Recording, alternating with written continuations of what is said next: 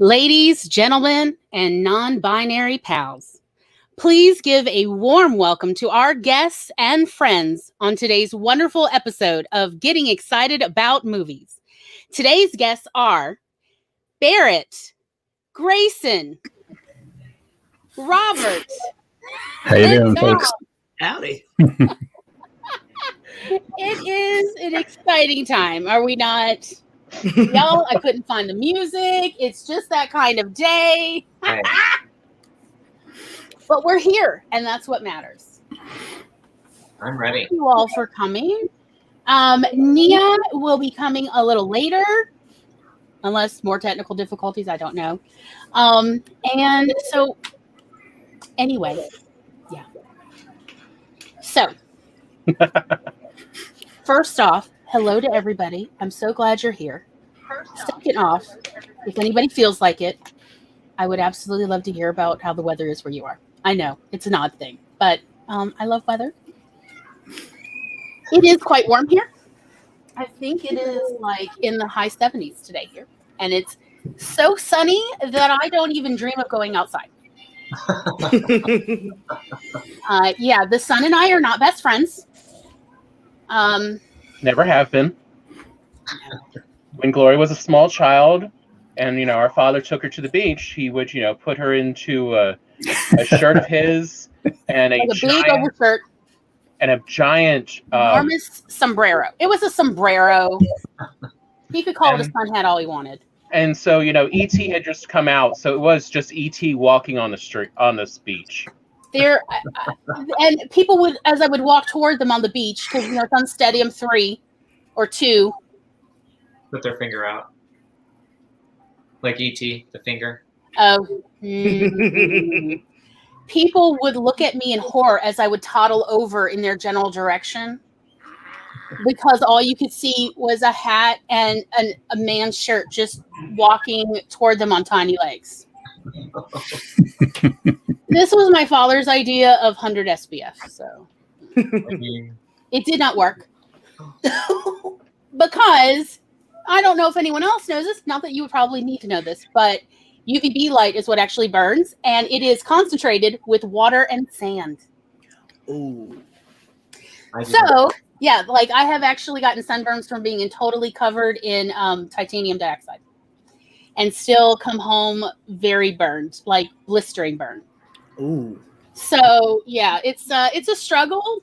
Yeah. And it turns out, yeah, you can take a pill for melanin and it'll give you cancer. So, wow. That seems like quite the side effect.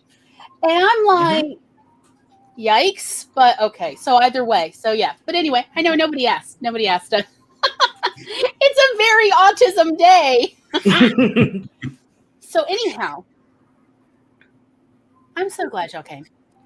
And that you either feel socially obligated at this point, and so you can't eat out of here, or you actually want to be here, in which case, doubly yes. So, anyhow, Megan is here. Hello, Megan. And Tom is doing double duty in the chat, and I like to just say that, so I'm saying it. Grayson's here doing double duty. Hello, Grayson. Eva has made it. Yay. Hey, Eva. Robert's doing double duty in the chat. I'm loving it. I'm loving it. Maggie's here. Hello. She said, well, because we are under a winter storm warning, young therapist appointment became a phone appointment instead of a drive 70 minutes to the office appointment. Okay. So, I mean, I'm not happy that you're having bad weather, but I'm lovely to see you here. Yeah. We're cloudy and rainy here too, and we had snow in the forecast 2 days ago, so not very warm. Wow. Let the fantasy wash over me. Yeah. We live in the subtropics. Yes, sunburning cancer or not to sunburning cancer. It's, the choices. Charlie's here. Hello, darling. Yes. Okay. Oh, and Jules is here. Hello, sweetie. And Stevie is here. I expect nothing less. This is definitely a pepperoni day for us. All right. Oh, and Barrett is here doing double duty because I just want to say it. Glory is a vampire. I have actually been accused of that.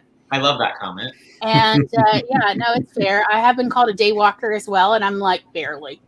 You're not alone there. You can see some white glow over here in the corner, but I have a blue kind of web. It filters out my vampireness. Yes, it is a very odd situation. I did love Blade. When I watched Blade, the original movie, I was like, oh, it's not just me. Oh, yes, finally, some recognition for the struggle. Yeah, it's like I have found my people. I love to play golf so much, but night golf is not a thing, and I have honestly been anymore. Yeah, it used to be a thing. I found out from Cab Calloway gave me a free lesson one time. I was in the right place at the right time, and also I'm sure he just wanted to flirt. But he gave me putting lesson or short game lesson, and I was talking about I want to do night golf. And he was like, that's what we used to do in the 50s when he was, what do you call it? A caddy. He said, yeah, we had lights back then. And we would that's when all the caddies got to play was at night. And I'm like, we need this back. I mean, light pollution aside, there are ways to have night golf without light pollution. I'm just throwing this out here to the universe. So Maggie says, we had a snow day Friday and maybe tomorrow too. I would just like some cold air. Do you know how hot and humid it is here? Oh, CB's got a realization. Pepper has more villain potential. Oh, okay. Okay, before I forget, I'm going to just do a PSA. I'm not saying it's just for CB, but maybe I am saying it's for CB. We love Iron Man. I love Iron Man for several reasons, especially the Marvel Cinematic Universe, because the first two Iron Man movies really launched the cinematic universe, showed the potential for these kind of characters and these kind of movies to be financially viable. And so for that, I will always be grateful because it is a wild ride. It's fun to watch. They're all fun movies. They sure they may have their issues and some of them can have problematic moments, but it's a really fun ride overall. And so whatever we're going to say from now on is said with love and admiration. But we're about to tear the hell apart. So, would anyone else like to say something nice for Tony Stark's memorial? Before we get going, it's a lovely suit design. There we go. Costumes are great. Well, The outfits are all very flashy. Nice. Look, I enjoyed the first movie when I saw it in theaters. It was nice to see a comic book movie that could hold its own as just a regular movie. Yeah. Other than Blade, there aren't a lot of those that can just stand on its own. Like, you don't care if it was from a comic or not. Right. True. And I thought they did that very well. They also started, right there with the with what kind of became one of the signatures of the MCU, which is they don't assume the audience likes the character. Right. So they actually did a lot to make, which especially for Tony was needed because Tony starts as a villain. And so, like, I really, enjoyed everything about it. I mean, who doesn't love that scene with the Jericho missile just exploding the entire mountain range behind him? Yeah, it felt very Oppenheimer. Very much of what hell hath brought sort of situation. Yeah. Well, that movie did have things in common with Iron Man's origin. I mean, he was like taken prisoner by this warlord and built his first suit in a cave type setting and had the little assistant. And I guess one good thing about the movie is Jon Favreau directed it, and he's doing The Mandalorian now, so he's quite popular. Mm-hmm. Yeah, he understands very well what it is fans are going to want and what regular people will need to enjoy a movie. Mm-hmm. Yes. And he was. I think it helped Jon Favreau that he didn't really come from the action world with his filmmaking. That's why I think that first Iron Man is its own standalone story, is because he was the guy that kind of said, "Wait a minute, maybe we could make these their own entity, beginning to end, full story arc."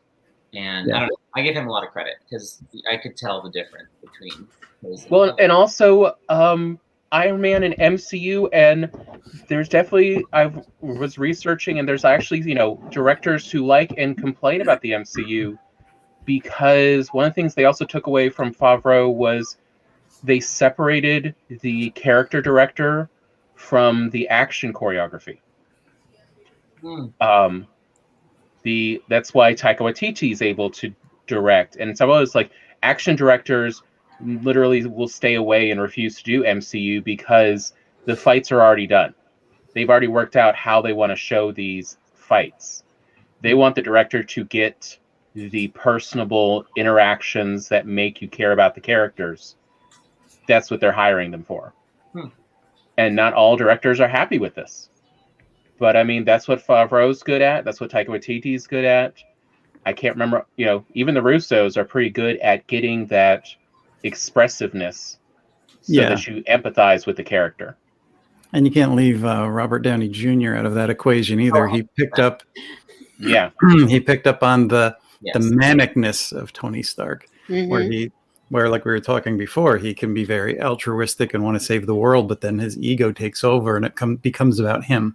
Oh, yeah. Well, can I ask the question, was I the only one on the panel who was nervous when you heard that Robert Downey Jr. was going to play Iron Man? Like, I forgot that. My husband was like, do you remember how mad you were about that? And I guess I was, because, again, it stuck with him. But I remember being like, oh, man, this is going to be corny, and, like, I just don't know. And then I felt like he nailed it. Like, there wasn't anybody who probably done it better. When I watched it, I was like, wow, he really did nail it. One thing that bugs me about superhero movies is when they put too much humor and it undercuts the action. You'll have a very serious scene and suddenly it's a joke and it takes everything away from the drama. But here they played it with his ego, so it makes sense. It's not overly done, but it's fitting. Right. And that's rare in the MCU. I feel like Robert Downey Jr. did a great job of taking the character he played in Weird Science and growing him up to be in his late 20s, early 30s, maybe like late 30s, and just going, here he is with money, like more money. That character already had some money. Right. Now here's a 1% money. Like, right. How about 1/10 of 1% money? I mean, like ridiculous. Yeah, opulence. Before we go further, I want to ask, does anybody want to introduce themselves? And if you don't, I would be happy to tell everybody everything I know about you. I'm not trying to say that as a threat. I'm just offering it as, if you don't want to do an intro, I could do an unrehearsed one. Have I touched a nerve, sweetheart? As he said, it's not a threat. I was like, wait, was it a threat? Wait. No, like I have autism. I have a communication disorder, so I assume everything I say could be taken the wrong way, and I'm already like ahead of that. Here's my plan C in case you think it's like that I've been saying it in a passive aggressive way. Would anybody like to start? No? Grayson always kills it on the intros, so I definitely want to go before his. Sure, I'll go after you then. I like this. This is actually getting kind of fun. I did not mean this to be some reality show tournament, but okay. I want to be eliminated off the island before, so that. Okay. How about Barrett goes? Okay. My name is Barrett Laurie. I talk about books and butt stuff on my channel. Don't get it twisted on the butt stuff. It's all about chronic illness and Crohn's disease. And on books, I want to be a traditionally published author. So if that's stuff you're into, head over to my channel and you'll see all kinds of talks about those things. Yay, awesome. Yeah. Robert, would you like to? I'll go. All right. My name is Robert Jones. My channel is The Story Detective, where we take everything that's story-oriented, break it down, put it under a Sherlockian microscope, and give you the facts so that it can make your craft hopefully a little bit easier. I do tech reviews. I was a comic book artist for a number of years. I've been a writer and creator my entire life. I've worked for every comic book company pretty much in existence. And that's me. But isn't there a lightsaber, Robert? Oh yeah, I'm Show and tell. actually selling lightsabers now. I have a There is a website link below, where y'all. you can get your own Star Wars replica. And it works. It lights up. It does amazing things. We can even have a demonstration later if you like. Sure. Hey, I'm all for the toys. All right, Grayson, are you ready? Mic drop. Okay. Here's Grayson. He's amazing. He has so much writing talent. Let's also encourage him and support him to actually share some someday. But no pressure, man.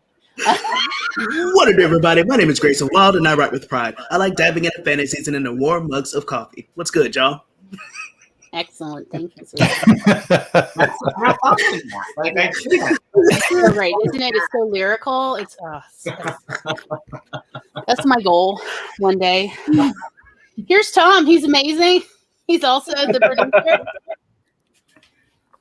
Everyone, get yourself a Tom. Howdy, Tom. And hi. I don't know if you know me. You've ended up here for somehow, and we're happy to have you. Today we're going to talk about Iron Man and writing broken characters and how to take characters who are maybe kind of difficult and help your readers, your audience fall in love with them. And beyond that, I write humorous nonfiction and fiction. There is a story on my channel right now called Maple Woke Up Dead This Morning. If you have an auntie or you know someone with an auntie, you may very much enjoy it because it is about Aunt Mabel and how she just won't quite stay dead. So anyhow, that's me. My name is Glory. What a great hook. Right? So anyhow. Oh, thank you, Eva. Eva lives by me, so she's yes. beautiful. Eva is very much has some St. Louis pride about Barrett. I love me some Eva. Yes. Eva is the reason we know about Barrett, if I'm brutally honest. And Eva was like, because I had put out a call at the beginning of the second season of Awkward Sibling Hour and was like, if anybody has anybody they like to nominate to ever be a guest on any of our shows. Service tribute. I mean, you're not wrong, but and yeah, Eva offered up Barrett and Dahl offered up Robert. And here we are. And of course, like I definitely agreed with them and was like, how do I craft my pitch? How do I get them here? You had me at let's talk about an international arms dealer and make him lovable. And I was like, okay. Right?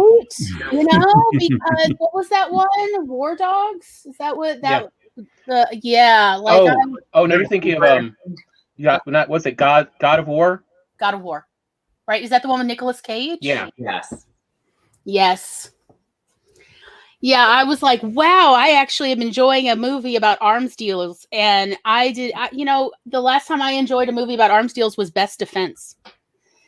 So long ago. It has Dudley Moore, I think, in it. Yes. It's that long ago before Dudley Moore was truly problematic, I guess. Before they recognized it anyway. I think he was always problematic. And does that one have the one with Gregory Hines or is that the one with Eddie Murphy? There were two movies that came out approximately the same time. One has, I think, Chevy Chase and... I think Chevy Chase and I am Eddie sorry Murphy. to say this, but I am the only woman here right now, so I'm just going to go ahead and say sometimes men just all look the same to me. I'm so sorry, y'all. So, at a certain point, Chevy Chase, Dudley Moore, Eddie Murphy, Gregory Hines. Men in tanks. Fair. So, yeah.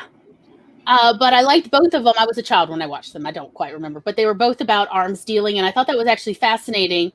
One of them was actually written by somebody who may or may not have some experience with the CIA. So if you can get an old copy of the books, I highly recommend. So the correlation there is Tony Stark is an arms dealer, but they put him in a form-fitting humanoid tank. Yeah. Very much. Yeah. It does seem like a metaphor, very similar to how the Daleks are, of somebody who feels so vulnerable, they have to put themselves in a tank. But to everyone else, they don't look vulnerable at all. They look dangerous and deadly even. Right. And so that dichotomy is definitely conflict to play with.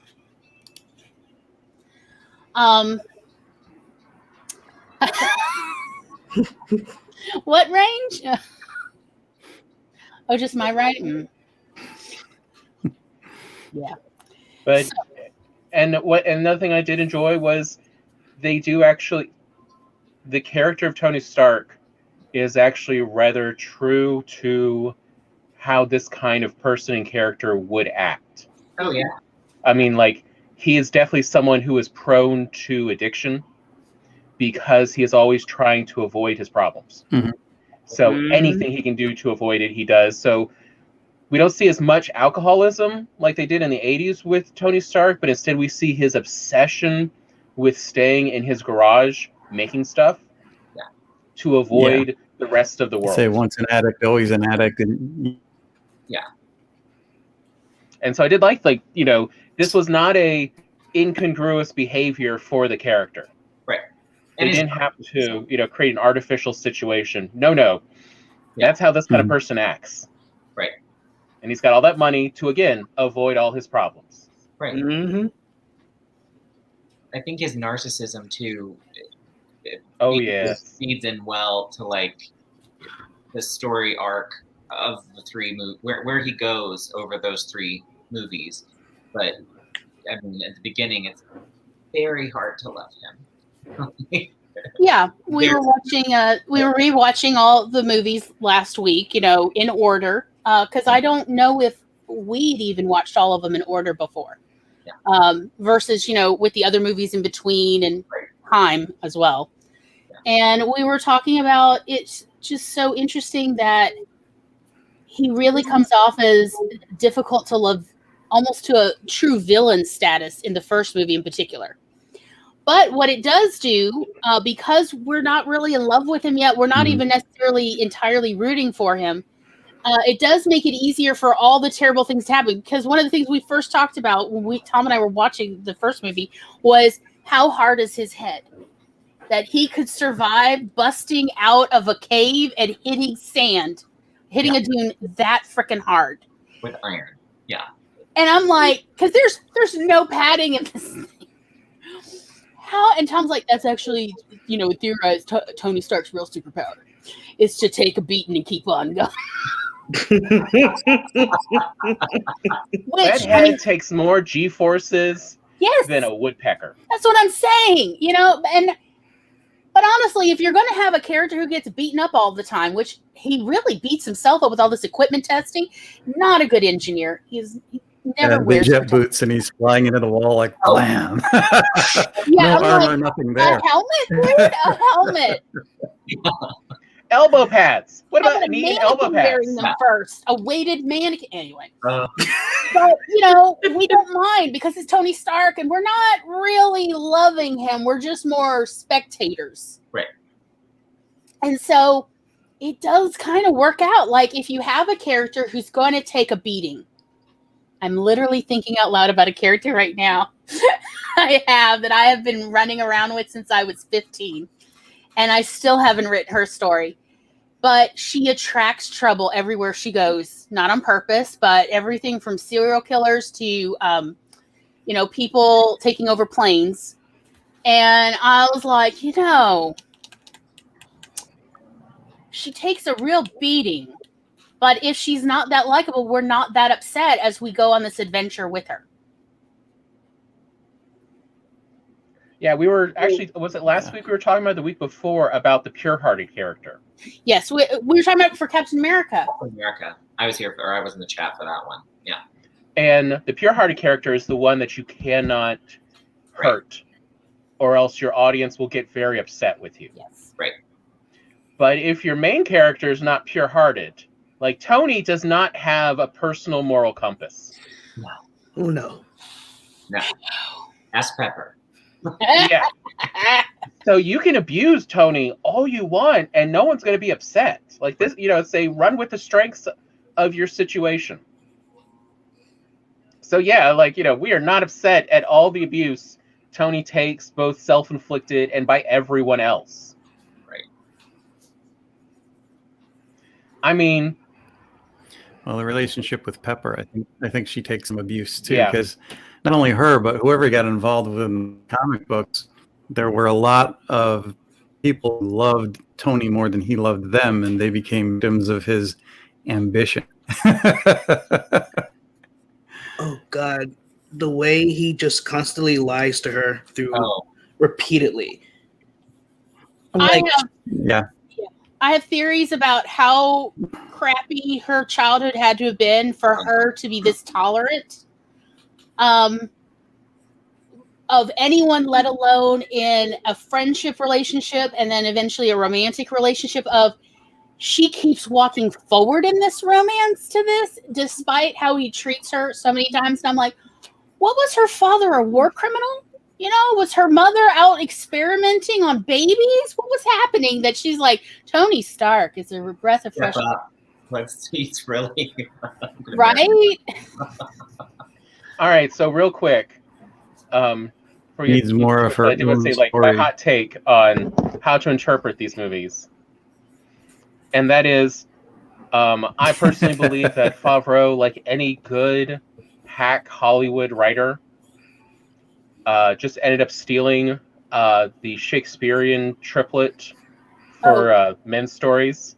So the first story is Hamlet, the second story is the Scottish play, and the third one's King Lear. I can see that. oh, That's a pretty good analogy, actually. Yeah, we actually, as we were watching it, we were literally following along with all the major plot points in those three plays to see, because I could literally get a master's degree in Hamlet. I was so obsessed with Hamlet for 15 years of my life when I was young, and have watched every single version of Hamlet ever. And it was like, this is Hamlet right here, especially with like Obadiah and all. This is Hamlet. This is literally the problem with Hamlet. And where the young man doesn't understand the machinations, he thinks, oh, if I just play by the rules of this game, I can win, versus never play by the rules of someone else's game. That's how you lose. That's how you die. That's how you get kicked out of whatever. And at least that's my takeaway from Hamlet. And so then we watched the second movie with the idea of, is this the Scottish play? Yeah. Are we looking at it? And Tom, you were talking about what is it, Hammer and what's his name, Mickey Rourke's character, which I am blanking on in this moment. Bankin, something like that. Something, yeah. Banco. Yeah, Vanco. Yeah, that sounds familiar. Yeah, I think it's Vanco. Yeah.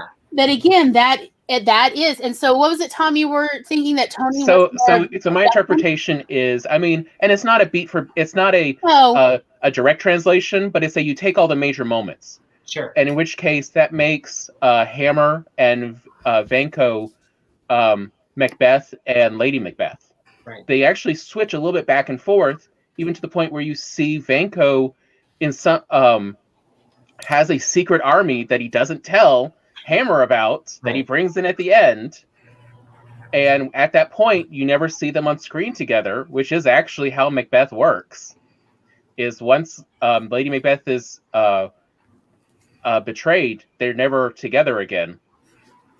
They never share the same, stage again. Huh, yeah. And that also makes then Tony and Rhodey the sons of Duncan. And that Howard Stark would then be King Duncan, who was killed.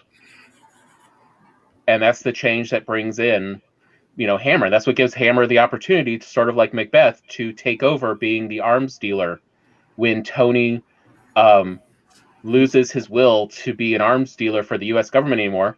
Hammer takes over. And so I was like, so you still see the major plot points. The reason we talk about Shakespeare isn't that Shakespeare's stories are amazing. They're not. It's that humans don't change, and these stories are about how humans and emotions and relationships work everywhere, always.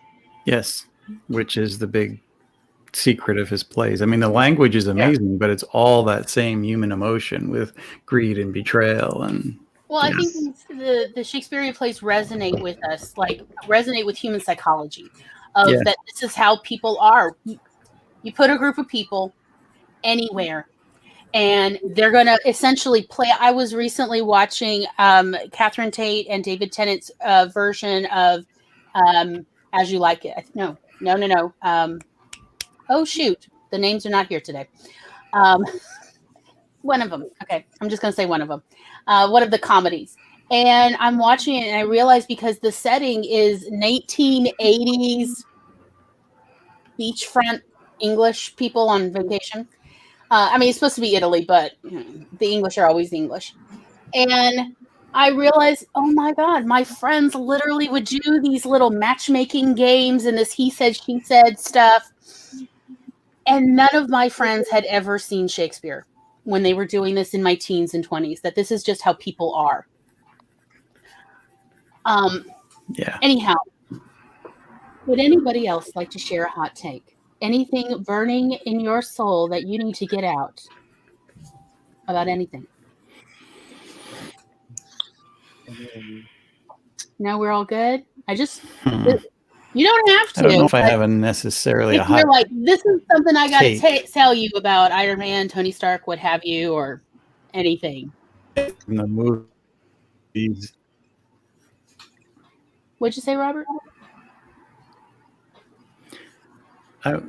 Everybody's frozen I again. think you're Okay, can you hear me? Back. Yeah, you're back. Yeah, you said the movies. Well, I don't necessarily have a hot take, but the idea of what the movies did, I think, captured Tony Stark and the character better. They took the best of what was in the comic books. It wasn't always in the comic books, and I have to say that's a plus. The comic books started out not that great, really. It was Iron Man against the Rogues Gallery of Villains. Oh, the gremlins are getting the internet again.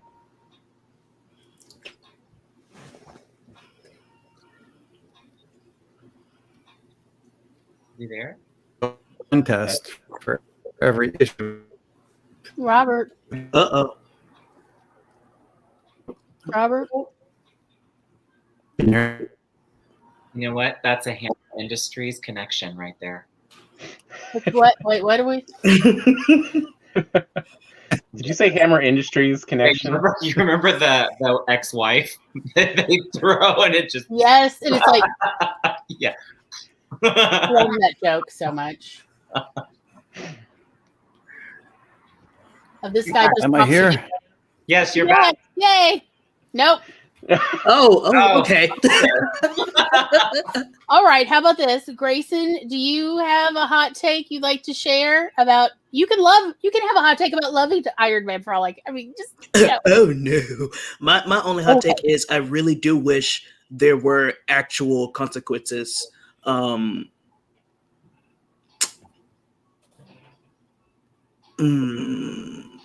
had it, I just got distracted. Consequences for Tony Stark for yeah all of his. I mean, he does do some wrongs in every movie. And it's not just his emotionality. I mean, which certainly is some bad choices. But then even when we think of Tony as cool, calm, and collected, logically thinking, he still makes some very dubious choices that it's like, that is not the choices of a compassionate person. No. These are the choices of a reactionary, maybe, or somebody who's afraid and not really admitting or confronting their own fear. Yeah. Just like the whole Ultron situation, there was no real consequences for that. I'm like, that was horrific. Yeah.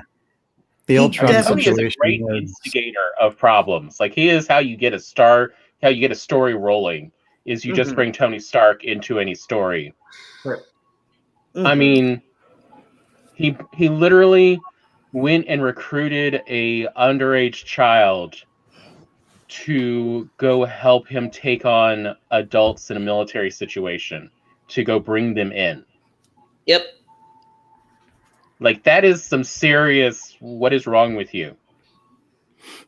And yet, it's like, but I believe it, Chris. Because it's not like the traditional versions with Peter Parker and Spider-Man, where it's quite a while before anyone, including Tony, finds out how old Peter Parker actually is. Mm-hmm. In this version, I hated that Stark he knew gave exactly how old Spider-Man and who he the was. costume.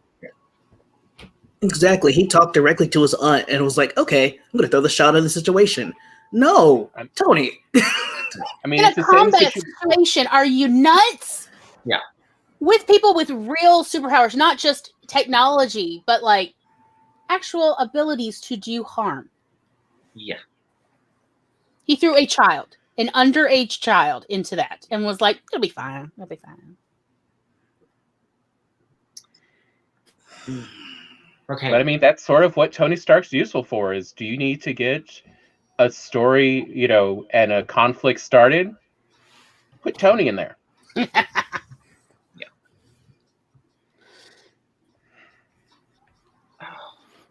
I'm just trying to think of something positive about Tony. This sounds so bad. I'm sorry. I love that he ordered cheeseburgers at the end when he came back from the cave. That was a moment for me where I thought I didn't see him. I thought I would have pegged him for a vegan. So that was kind of like, okay, all right. Well, that cheeseburger was actually an inside joke. Oh, you're kidding. Was it really? Yeah, the cheeseburger is actually reference to Robert Downey Jr. Getting cleaned up. Oh, okay. See, and okay. Yeah, because the Burger King, right? He went to the Burger King, ordered a cheeseburger, and couldn't taste it and was like, what the hell am I doing taking these drugs? I'm not really enjoying myself. And then literally threw away 5 pounds of cocaine that was in his car as well.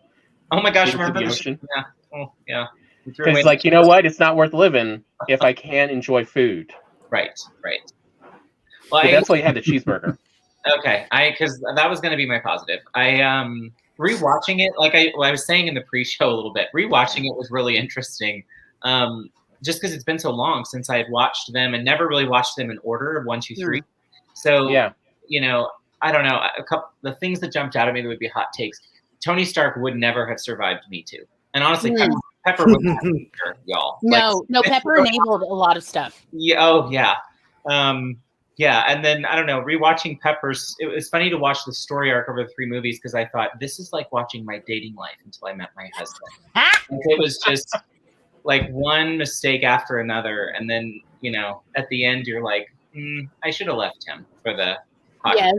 Like, but that was actually. I think that's a great hot take, Barrett. it's this right here. Yeah, that is kind of what we saw in that third movie. That hopefully everyone's already seen it. Because we're about to where we see the consequences of all his bad relationships. Where I can't remember the name of the woman who had been developing the botanist who had been developing the extremist technology, but she literally showed up to manipulate Tony and Pepper because he had shown 15, 10 years ago, whatever, that he had no loyalties to her or anyone else. So she felt perfectly fine manipulating him. Yeah. Again, he did create his own villains. Right. Like that part I did kind of like, that third one where you see he's now having to do actual cleanup. Yeah.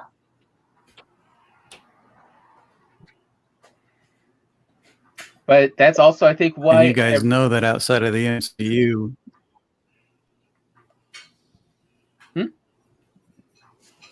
Why are the gremlins hunting Robert? Froze again. I said you guys know that outside of the MCU that Tony never invented Ultron, right? Yeah. Yeah. We're just more talking fused, about we're using the movies as a way to talk about, various storytelling techniques and elements. Right. So because movies are easier to consume than a lot of print stories for, those who would watch this. So we feel like, Marvel Cinematic Universe is widely available. A lot of people watch them. And so that's just why we're treating this rather than like the history of Tony Stark. Not everyone would have access to read it for themselves, unfortunately, for a variety of reasons, including financial and just access in general. Okay. But on the other hand, Tony does show that you do not have to have a very likable character. Oh, That yeah. there's actual benefits to having a character that's messy.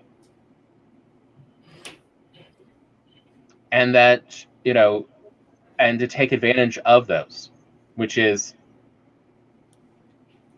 abuse him back. Let the world, get at Tony. So we can all feel a little bit better for these kind of people who never seem to have any kind of comeuppance. Right. I mean, I love Tony with panic attacks. And that whole denial of, no, I can't possibly be having panic attacks. Right. I'm too good for them. Too good for them. Does he not feel like that's kind of what he was like? I can't. I love like when people take like these sort of value judgments to mental health. Yes. Oh, I'm too evolved to have depression. I'm so much more than this. Like, but Right. you have anxiety or whatever. Fill in the blank with whatever. You have PTSD. Right. It is affecting your life. Oh no, I can't be that kind of person. What? Sure. Well, and it's sad when the PTSD is your most redeeming quality. Like when that's what you kind of go, oh, you know what? He's so good for that PTSD. It's like you really hit that, like, bless your heart. It's like the PTSD, finally, there's a consequence. Like, I feel so weird and conflicted about that as someone with PTSD of like, oh, but, it does actually, finally, there is a consequence. Yes. It's not a punishment. It's just a consequence to all of this, like, life he has laid out for himself. Right. Although I will say, in the movie, it irritated the hell out of me that Obadiah's true motivation was never really given much of an explanation, much story time of just, no, greed, of course you'd want to kill. Like, 5-year-olds write evil characters this way. Right. Can we, age up the thinking a little bit? Because this is a very powerful executive who has been working in international business for decades. Had a ton of money. He has more complex thoughts and feelings than must die. I'm just going to kill him off. Although, of course, it does give an idea of, I guess, maybe Howard Stark and Hydra. Maybe Obadiah had to do that, from the movie perspective, I mean. Yeah. But again, what really drove me nuts in the first two movies in particular was motivation. What's that? Why would we explain any character motivation at all? Villains be villaining. I think that was the idea of motivation. Yeah. And yet it worked. These movies made so much money. Everybody was talking about these movies. My mother watched both Iron Man and Iron Man 2 before she died, and she enjoyed both of them, watched them multiple times. She loved action films.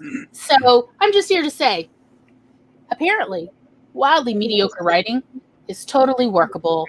Do not feel bad that you are not a qualified writer or that you don't have the skills like I used to feel. None of that means anymore. No, it's the 2020s, and you can just run wild and loose with quality. Just go for it. One of the things that someday I will write down and actually create a little pamphlet called The Care and Feeding of Your Writer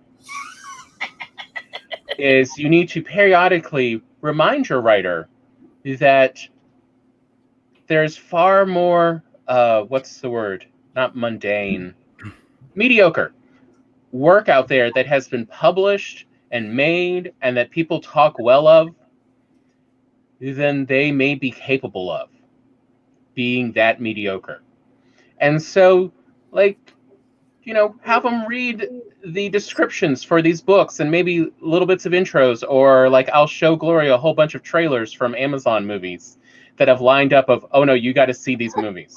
You got to see these trailers. That were actually made with money. Somebody made a full movie of this. Somebody or multiple people put money down to make this thing, Glory. There is no need to feel like what you're making isn't good enough. That is a ridiculous concept. Look at this nonsense. And I'm like, fair. And I'm like, don't you think part of my problem is being a woman? Tom's like, they don't have to know. We can hide that if we need to.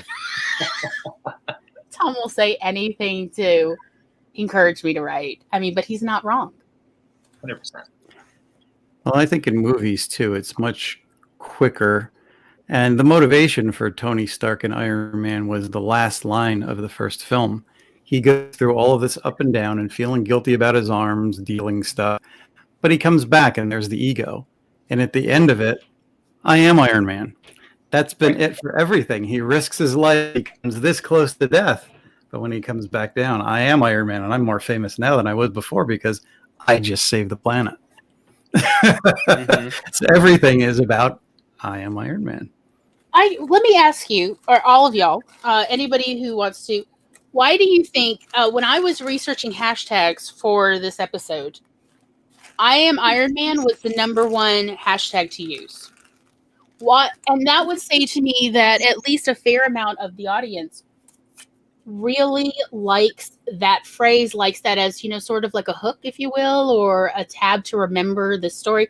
Why do you think this resonates with readers, audiences, viewers? They're just people who want stories. Let's be honest. They're just people. Why do you think that it resonates? Our ego throughout generations. Even before the movies, we had Black Sabbath. I am Iron Man. So it's just more like it tips on a cultural little nub. I think so. It's your inner id. You're wanting to be something superior. You want to break out of that mold and be the I am. And this is what Tony Stark embodies. And that's why people like it. If you could refrain, do what the heck ever you want and had the money to do it, a lot of people would love to be that character. Very much power fantasy. Oh, agreed. Because I think people have similar in DC universe for Batman, who is a similarly troublesome character. I consider a villain. I consider Batman and Bruce Wayne a villain. 100%. He considers himself a villain. So he has so much money, and he does not do anything to improve the situation for the citizens of Gotham, let alone the citizens of those at the bottom of the echelon. He's like, I'm just going to put on a costume and prance around. Right. He's the only one that admits it, though. And they're obviously right. They're both incredibly wealthy. They're both narcissistic. They're both womanizers. They're both. It's interesting because they're very similar. They both put kids on the battlefield. Yes. Oh, true. Didn't think about that, but that's true. Yeah. I mean, why would you put a child? Because justice. If you don't care about anything but yourself, what do you care? I do find it fascinating as somebody who has regretfully had to live with and, therefore been also friends with plenty of true narcissists, as well as plenty of people with a very high index of narcissistic behavior. I find it fascinating that other people want to happily read about narcissists when I'm like, oh, it's so gross. To me, it's gross. I hate it. I'm like, I do find it very triggering. Like, why won't they all just smash? When I read about narcissists, I become the Hulk and I just want to smash. Does it bother you more to read it than watch it? Because I can watch it, no problem. But I agree with you. When I sit down and read a novel with it, I'm like, can't. Or nonfiction. Rachel Hollis, someone hands me that book and be like, I'm sorry. No. Spending any time. So whether it's a movie, a TV show, a book, any spending time, period, on a character that's narcissistic, who's not getting some kind of consequence or punishment, I just want to rant about every time. I think I have my hot take. Aside from let's go, Robert. Aside from Shakespeare, this is your classic Jekyll and Hyde for both Iron Man and Batman. If you think about it, they have this playboy persona that they sort of pretend is their pretend life. That's not really who they are. They both own these big, powerful companies that manufacture weapons. They do a lot of harm. Then they put on that suit and they go out and beat up some bad guys, and that makes it all right. Scales of justice. Right, that's supposed to make up for it versus all the harm they're doing. Right. It's so much more far-reaching than the little bit of negotiable good that they are putting out into the world. Right. And yet when they put on that costume, they do become kind of monsters in a way, a different kind of monster, but you're out there doing as much harm to the bad guys as they're doing to other people. And you're creating more angst and more villainy that's going to come at you because now you're in the face of it saying, hey, None of you are better than me. So you still have that ego. I'm going to take you all down. Mhm. I think Myself. you're right. Yeah. Mhm. I love it. Yeah. I am. I Honestly, feel I like they always just felt needed like therapy. Like seriously, like I think both Ironman and Batman just needed some serious therapy They did. Oh, to yeah. kill a lot of their issues. But no, their therapy was putting on the suit and jumping out there. It's like, no, just lay down and Yeah, talk to me, exactly. please. My husband called it heavy drag. He was like they're putting Mm. drag. I'm wrong. I think a lot of people are suckers for a costume. Oh, 100%. I mean, hence, the whole British obsession with fancy dress parties. So everybody, and that fancy dress is not ball gowns and tuxedos. It's costumes. It's, what is it? Vicars and prostitutes and, all those fancy dress parties. They love it. And, in America, like, I will show up to any party if I can wear a costume. Even if, like, I can't stand the person throwing the party, I'll show up. Because I want to wear a costume. Obviously, I mean, I'm wearing drag makeup on a show that is not at all about anything related to this face. And I don't care because I just want an excuse to dress up. But you're still giving us face. So like I'm here for it. I gotta just let the little monster out at least a couple times a week. She just needs to get out there. And because I grew up in an era when I was told, oh no, you're a girl. You can't do drag. That's not, I was told that by drag queens at gay clubs, like, oh no, it was late 90s, early 2000s. They're like, oh no, women can't do drag. And I'm like, what about Rosemary Clooney though? She seems, and Dolly Parton. They're like, no. Dolly Parton is the original drag queen. This is what I was told. I am not going to defend these people. Vampires. I'm like, it's Dolly. It started there. Trust me. Right? But yeah, like told, no, this is the boys club. And I'm like, okay, that's a weird boys club. Go for it. All right. I'll just be over here. We've got all kinds of ladies doing drag here. We got a whole separate show of drag kings. Well, this is the Deep South, and we were on, our gay club was on the drag pageant route. Yeah. Circuit, to Atlanta. And so maybe it was just more of a Deep South thing. Anyway, Whatever. it is what it is. Yeah. I'm still here, and the gay club's closed. So that says it all. I am. Yes. We are. yes, we are. I Okay. relate to Tony Stark because he has daddy issues, and so do I. 100%. Like, yeah. Yeah. And you're back to Hamlet again. My father, methinks I see my father. Oh, and Batman too also had some parent issues. Agreed.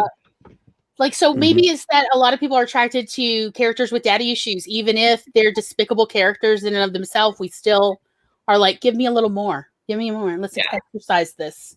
Well, and also, was it interesting? Not interesting how, at least for me, and maybe it was just the way my brain was working, but in the second movie, I was like, wait a minute, is his own dad going to be like the mentor figure in this story?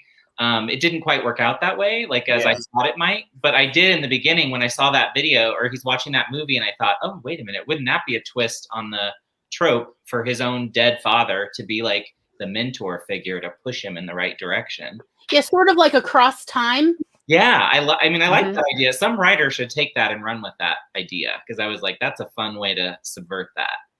So it's actually a rather Jewish way to do it, since real time travel is only seen in the Talmud, where you have rabbis having arguments with people both in the past as well as in the future, like literally 1,000 years span some of these religious arguments in the Talmud.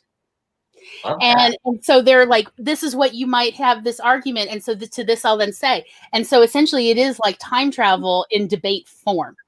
And so to us, it felt very natural of like, oh yeah, of course you could have conversations with long dead people, because in, Jewish scholarly research, that is a normal part of the scholarship, honestly.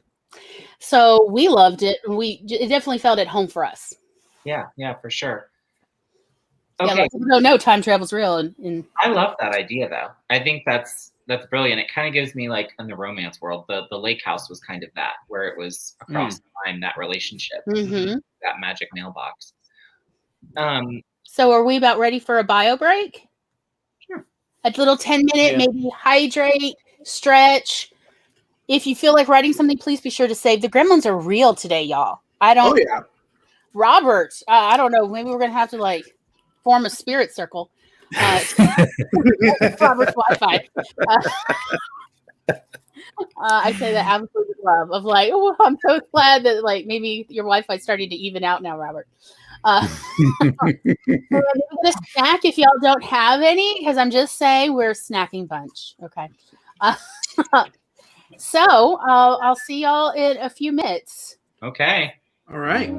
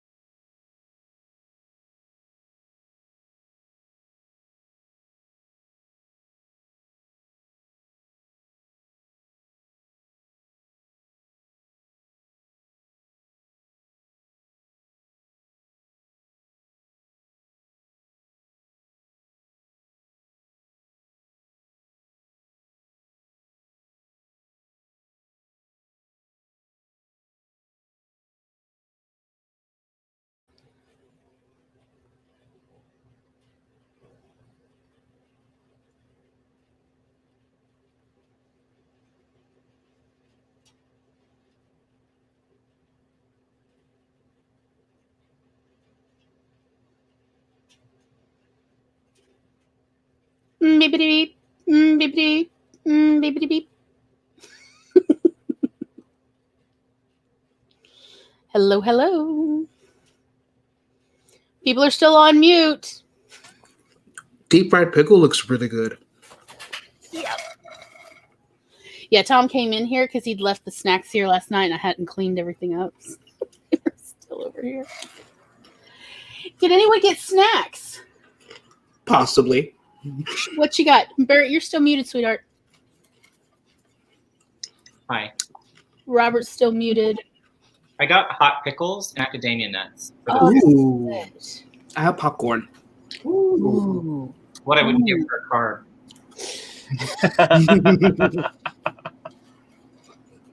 I mean, if you're not doing carbs, nuts tossed in like a little bit of oil, olive oil, or butter, and some spices like a garam masala or something. Mwah. Ooh. And again, like, I mean, one carb for a whole serving of nuts. I'm not really concerned about that since the fiber, I feel like, actually takes care of that. Yeah. But I just want to throw that out there because about a year and a half ago, I got type 2 diabetes from getting sepsis, from getting so sick. So I have to like watch my carbs.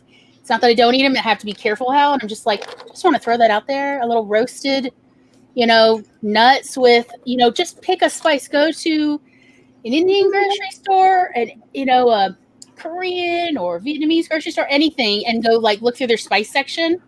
Number one, they're way more affordable than the grocery store. And number two, it is a great way to by the way, if you are doing carbs, exact same recipe, but toss oyster crackers instead of nuts. Or saltines, because that's a very southern thing. It's just to toss whole saltines with butter and spices and then bake them till they re-crisp up. Oh, and they will keep in containers. It's so good, y'all. I know y'all didn't know you were coming here for recipes, but yeah, that's what we do. Yeah, I'm casually writing this down. If you make it, I definitely would love a picture. I would absolutely just send me a picture or tag me or something. Ooh, that sounds real good. Coffee, avocado salsa, and corn chip. Ooh. And 193 words. Is that right, Maggie? That's excellent. Yes. Killing it. Now I want more coffee. Yes. And CB did an entire essay in the chat. It was amazing, by the way. Yes, I was reading it too while Tom and I were discussing.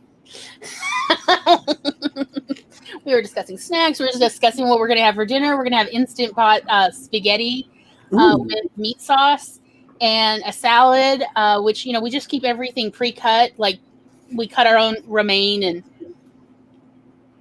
red onions and so on in baggies so that we can just, literally just pour out the salad bits you want. And that's nice. So it's really easy to essentially have a salad even when we're tired. Mm-hmm. And then maybe some garlic bread because life is short. Whatever, So 51 words on top of her essay. Nice. Phoebe, I know that you feel like you're unlearned, but you are not. First off. Second off, I'd just like to throw it here. Just something to think about. Copy and pasting your whole essay in the chat and even making that an article.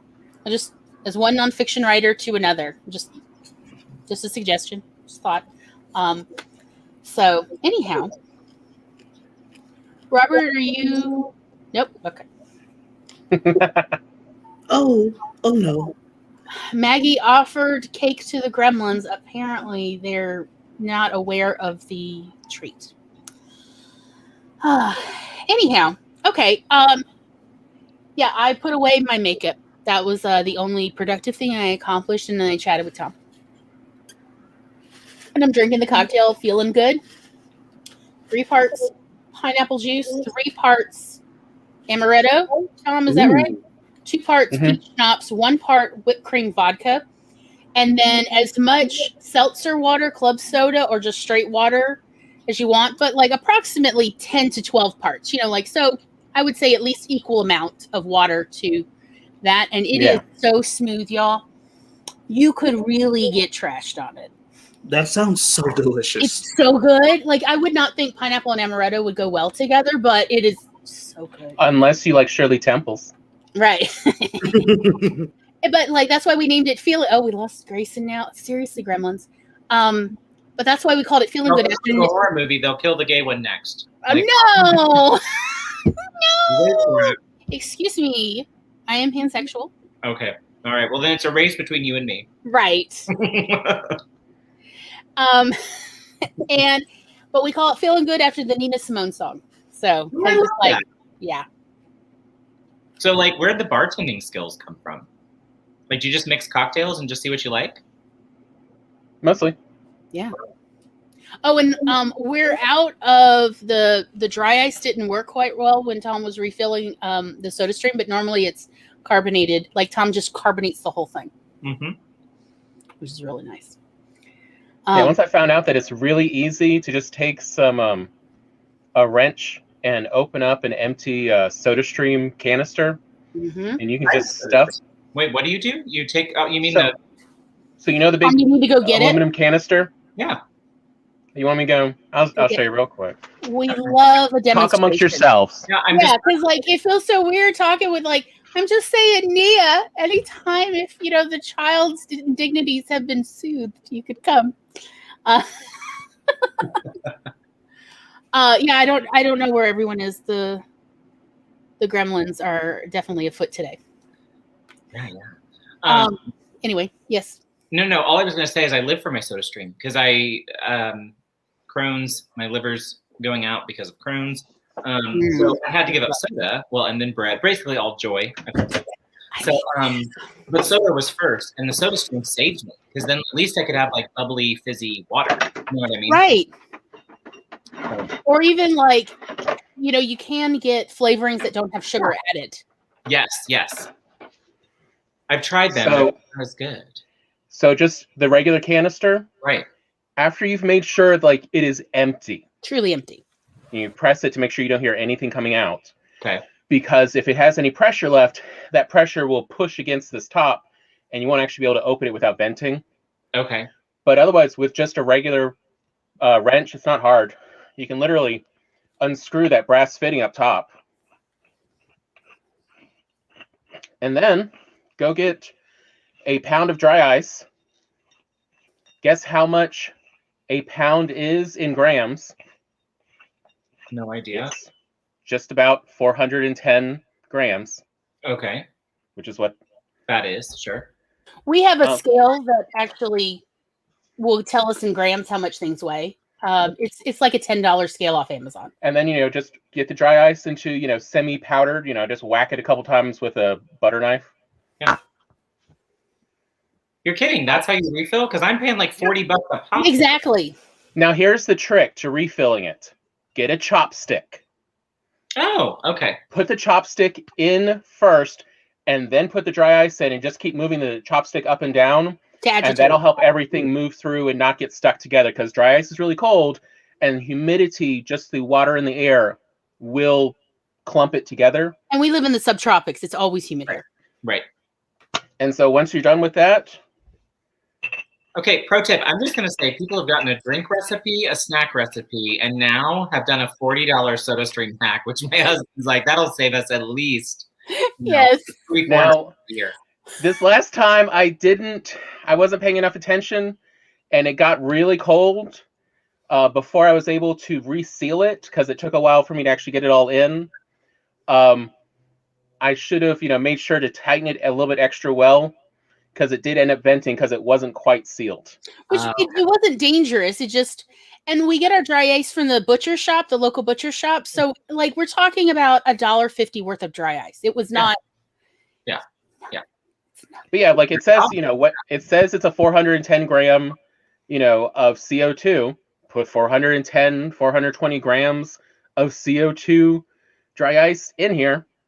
Give it about 12 hours to, sublimate, and it'll pressurize. Wow. Okay. That's it. But if anybody would like help, we'd be happy to Zoom with them while they do it. You don't need to do this alone. That. What? I'm sorry. Eva's comment. I was like, I definitely have that. So I know I do have that item you're referencing, so I can figure that out. It's just the okay. I actually get chopsticks by my. Oh yeah, we get those at the grocery when. Yeah, it's just the plain old, from the takeout chopsticks. Nothing special. They're just little bamboo guys. And so there you can, it says worth 60 liters. I like mine extra pressurized, so it's more about 25 liters of sodas for $1.50. Yeah, we like highly carbonated. Okay, yeah, same. I like extra bubbly. So yeah. So that's how we actually carbonate like our wine.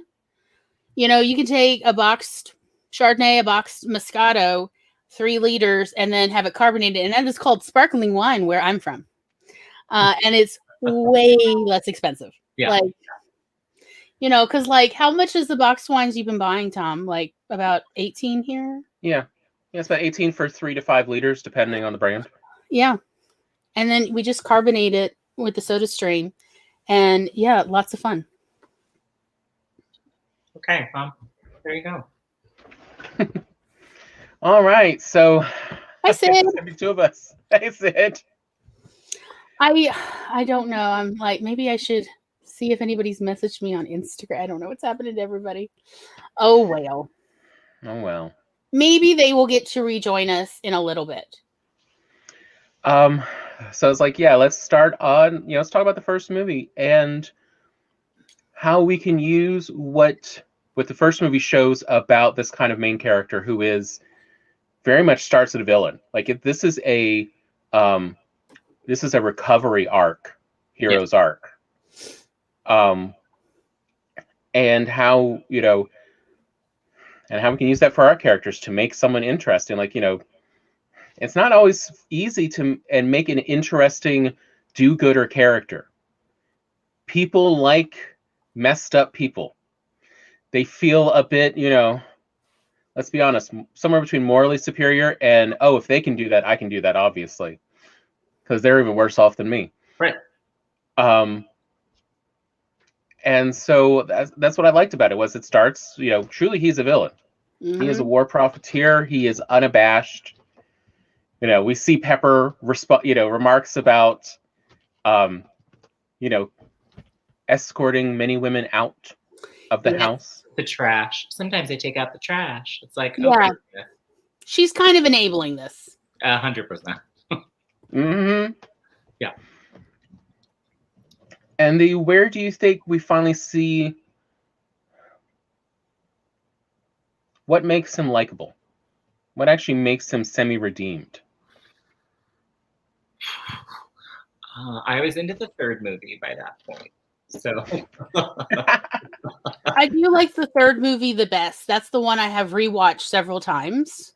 I mean, truly, like, as far as like when he, for me, was really like likable, was that third movie. And even then it was kind of like, there were still times where I was like, oh, there's the old Tony. Like, for example, letting that kid deal with that guy who never dies. Mm-hmm. Yeah. I'm like, these people are dangerous. Like, what? And then he leaves his suit with the kid too, which I'm like, do you not think these people are after your suit? Like, I don't know. There were so many problematic things with that.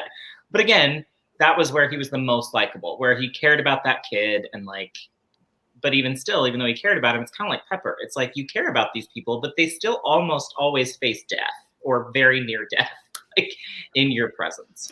So I don't know. Maybe it's you, Tony. I don't know. Maybe it's not them. Maybe it's you.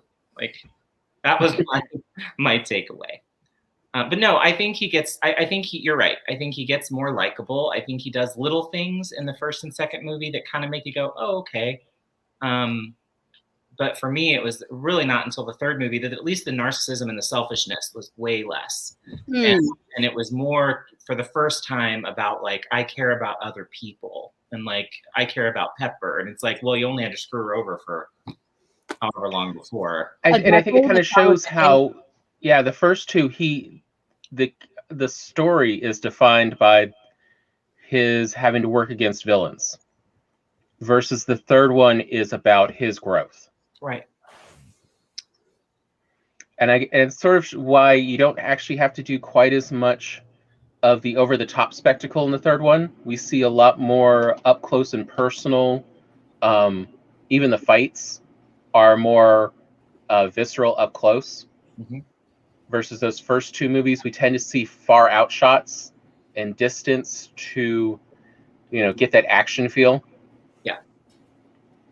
And again, I think it does kind of show the first two movies are more of just a one character against another. Agreed. You know, we have two opposing plans, Right. and which one's going to succeed. Yeah. Because really, the second movie is almost a continuation of the first. Agreed. Part two. Which is actually something good to consider about when you're doing multiple stories. That often, especially for that second story, people really, if they like the first one, they just want first to get more of that first story. Yeah. Don't, you know, it's not necessarily a good idea to immediately sprint off into a totally different idea yet. They want to see those characters continue to develop. Well, and Tom, wasn't it you who was talking about how, or somebody said in the first movie, Obi's like the reason why he was doing the things he was doing wasn't really clear. Where in the second movie, that was fixed for us. Like right from the very beginning, we know why he's doing. You know, why is he obsessed with Tony? Why? You know, what is that about? And so I feel like in the second movie, they kind of course corrected from that first, where it was kind of like. Yeah, the villain's motivation was absolutely weak, if not just straight up obscured in Obadiah's. It's just, what is this? This is not. Thank you. Yeah. I mean, if there was like something where Tony had already said, I'm planning to change the direction of the company, I could see where Obadiah would at least have a stronger motivation to want to, you know, do away with Tony. That would make more sense than he just had enough, or something obscure that's never really articulated.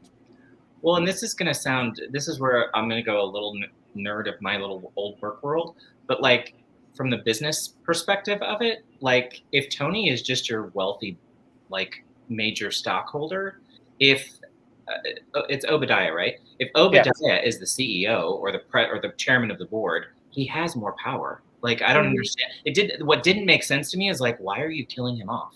Like, A, that would hurt your stock price. The second Tony's found dead somewhere, your company stock's going to drop 25% that day, especially if it's not planned and there isn't a succession plan, which there wouldn't have been. No kids, so like there's a whole mess of things there that like I was kind of sitting there going, this doesn't, like, I don't get the motivation for having him killed. Like, it would have made more sense if it was personal, like in the second story, right, where it was like, oh, he stole something from my dad and then, you know, banished us to Siberia or whatever, you know, ended up happening.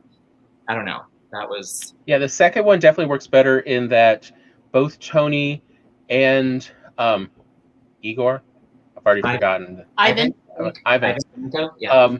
Both have actually a similar feel, like they have similar backgrounds of where both of them feel like their parents were taken away too early and they lost out and they want to get back at someone. Right. Like, it actually makes more interesting, and that works. I thought so too. And the first one, I feel though, like the first movie and the fact that it was successful. I mean, part of the reason it was successful, it would not be nearly successful now, is because it was the first one where the computer graphics did not distract. They didn't take you out. They weren't cartoonish. They actually felt interactive. They didn't use it inappropriately. Everything blended in. It just all works together like practical effects. Yeah. But I also feel like the first two Iron Man movies and their success, and really most Marvel movies, if we're honest, show how much you can get away with as a not amazing writer if you just hold your audience by their emotions. Yes. Because we are pulled through all three of Tony Stark movies through Tony Stark's emotions. Agreed. And they hit their beats, right? I mean, even if they weren't great or like subvert the trope, they hit all the beats. I mean, when you follow it through, you're like, oh, here we go. Yeah. You want it to be predictable for the audience, whether you're talking about a reading audience or viewers, of that they kind of know where all the big beats will be, because you do not want them to guess or go, when is this happening? That takes them out of the story, out of that suspension. And that is a killer. They can put down the book. They can turn off the movie. They can walk out of the theater at that point. Right.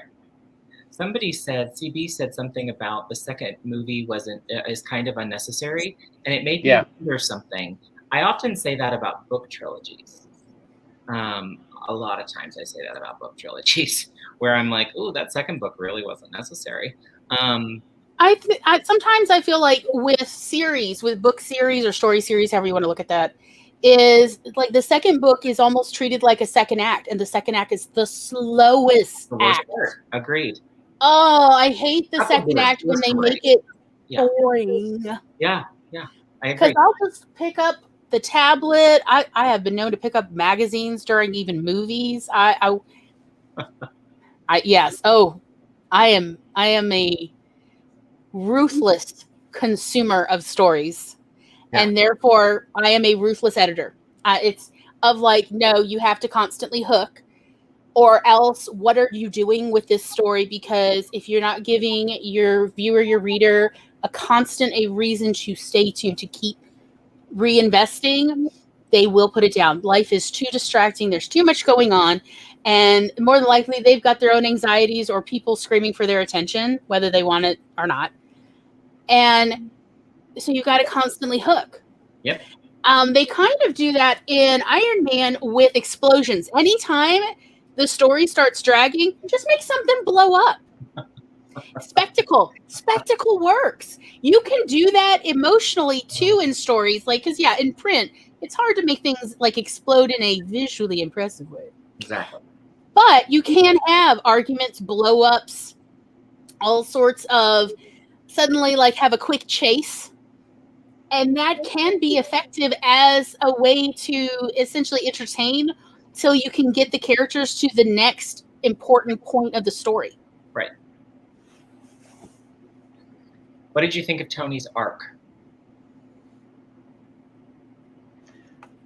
I thought it was, Okay. If we're talking the big MCU arc for Tony, like all the way to Infinity War. See, I haven't seen the last two of the Avengers, so I don't know. What? But spoil it for me. I will watch them because I got on Disney Plus. I don't know if you know that they've been out for a while. Oh, I know that. Yeah, I was in school for quite a while. So I left a PhD program when I got sick. So I had too many master's degrees that kept me a little busy. All right, that's Right. fair. That's fair. You do have to prioritize at a certain point, and Exactly. Barrett comes before MCU. Allegedly, but I am going to get in and watch them. So I have to say, I haven't seen the end of his arc as far as like in that. In these three stories is more what I meant. However, run with it. If it's across the MCU, run with it. I very much really appreciated Tony for those last two, particularly the last movie, the Infinity War. Right? Is that the one, or is that no? Yeah. Endgame.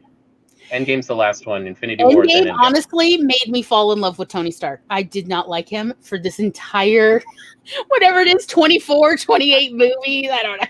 It's a ton. I have not really cared for him at all. I want to honestly spank him a lot. I just, like, as a naughty, errant child, I mean, I'm not saying like actually spank children, but, just, he needs more than a timeout. He needs, as we say in the Deep South, he needs to come to Jesus. Yes, he does. And I just, every time he has one of his little emotional flip outs, I just want to stand up and go, you are a grown-ass man. This is not okay. And no one ever does. It drives me insane. But in that last movie, we do finally see him go, you know what? As a human, there are people more important than me. I need to protect, the rest of humanity, especially, he gets a kid. And I need to do things to protect my child. We finally see him actually, care about others beside himself. And which, given how we see him in these first three movies, truly gives him, a great, huge character progression and change over all of these movies. Yeah. I mean, because really, getting the Tony Stark character to change and grow up, kicking and screaming. I did not think they were ever going to accomplish this.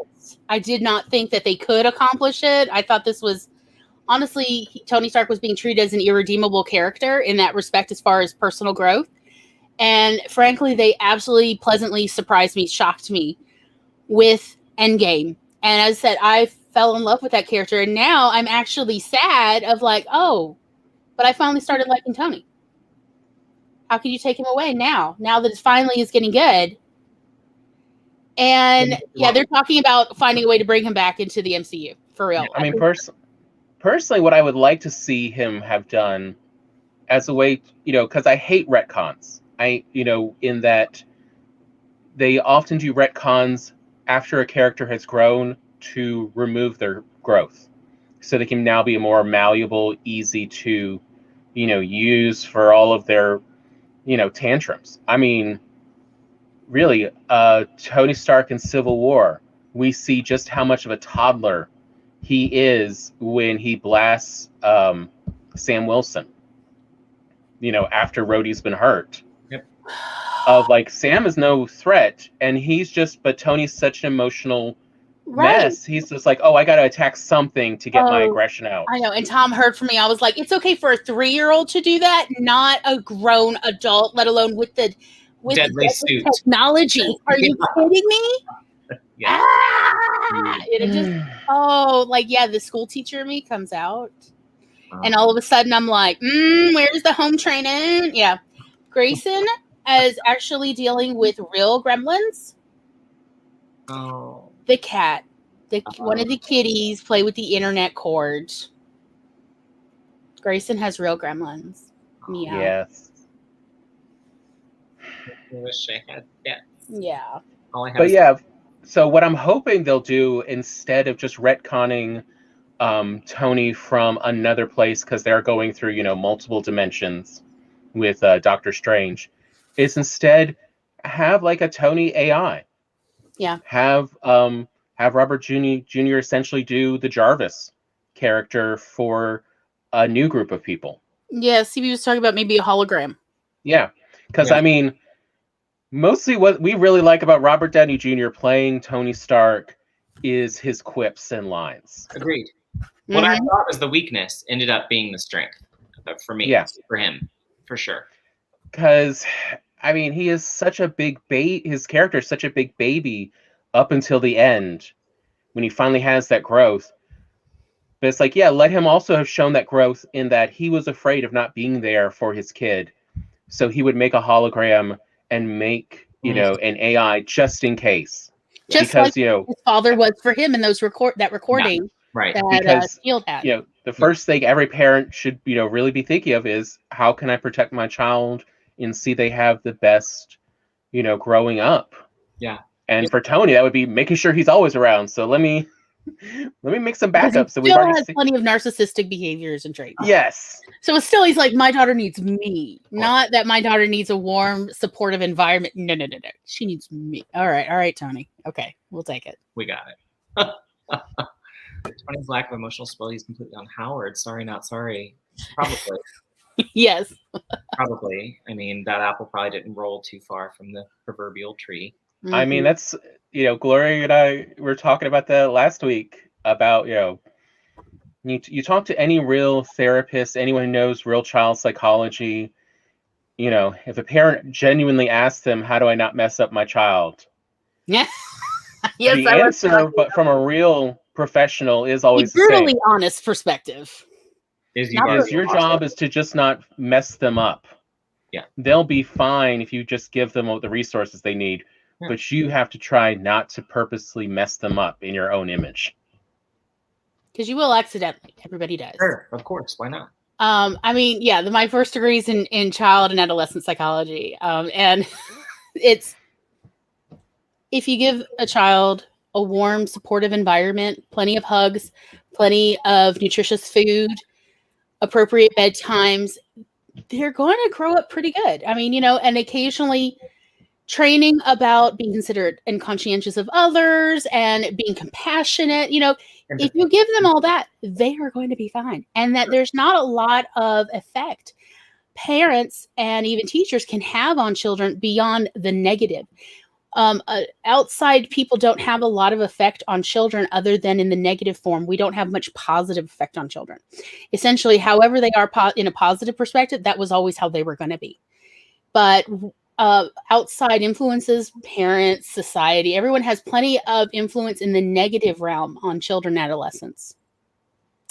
And so it's try to minimize the negative influence.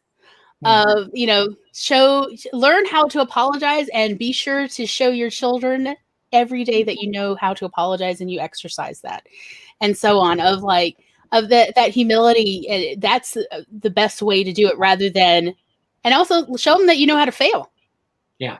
And it's okay to fail. It's absolutely okay, because that's part of the process. None of us learned anything without failing first. Right. That's literally how the human brain is wired.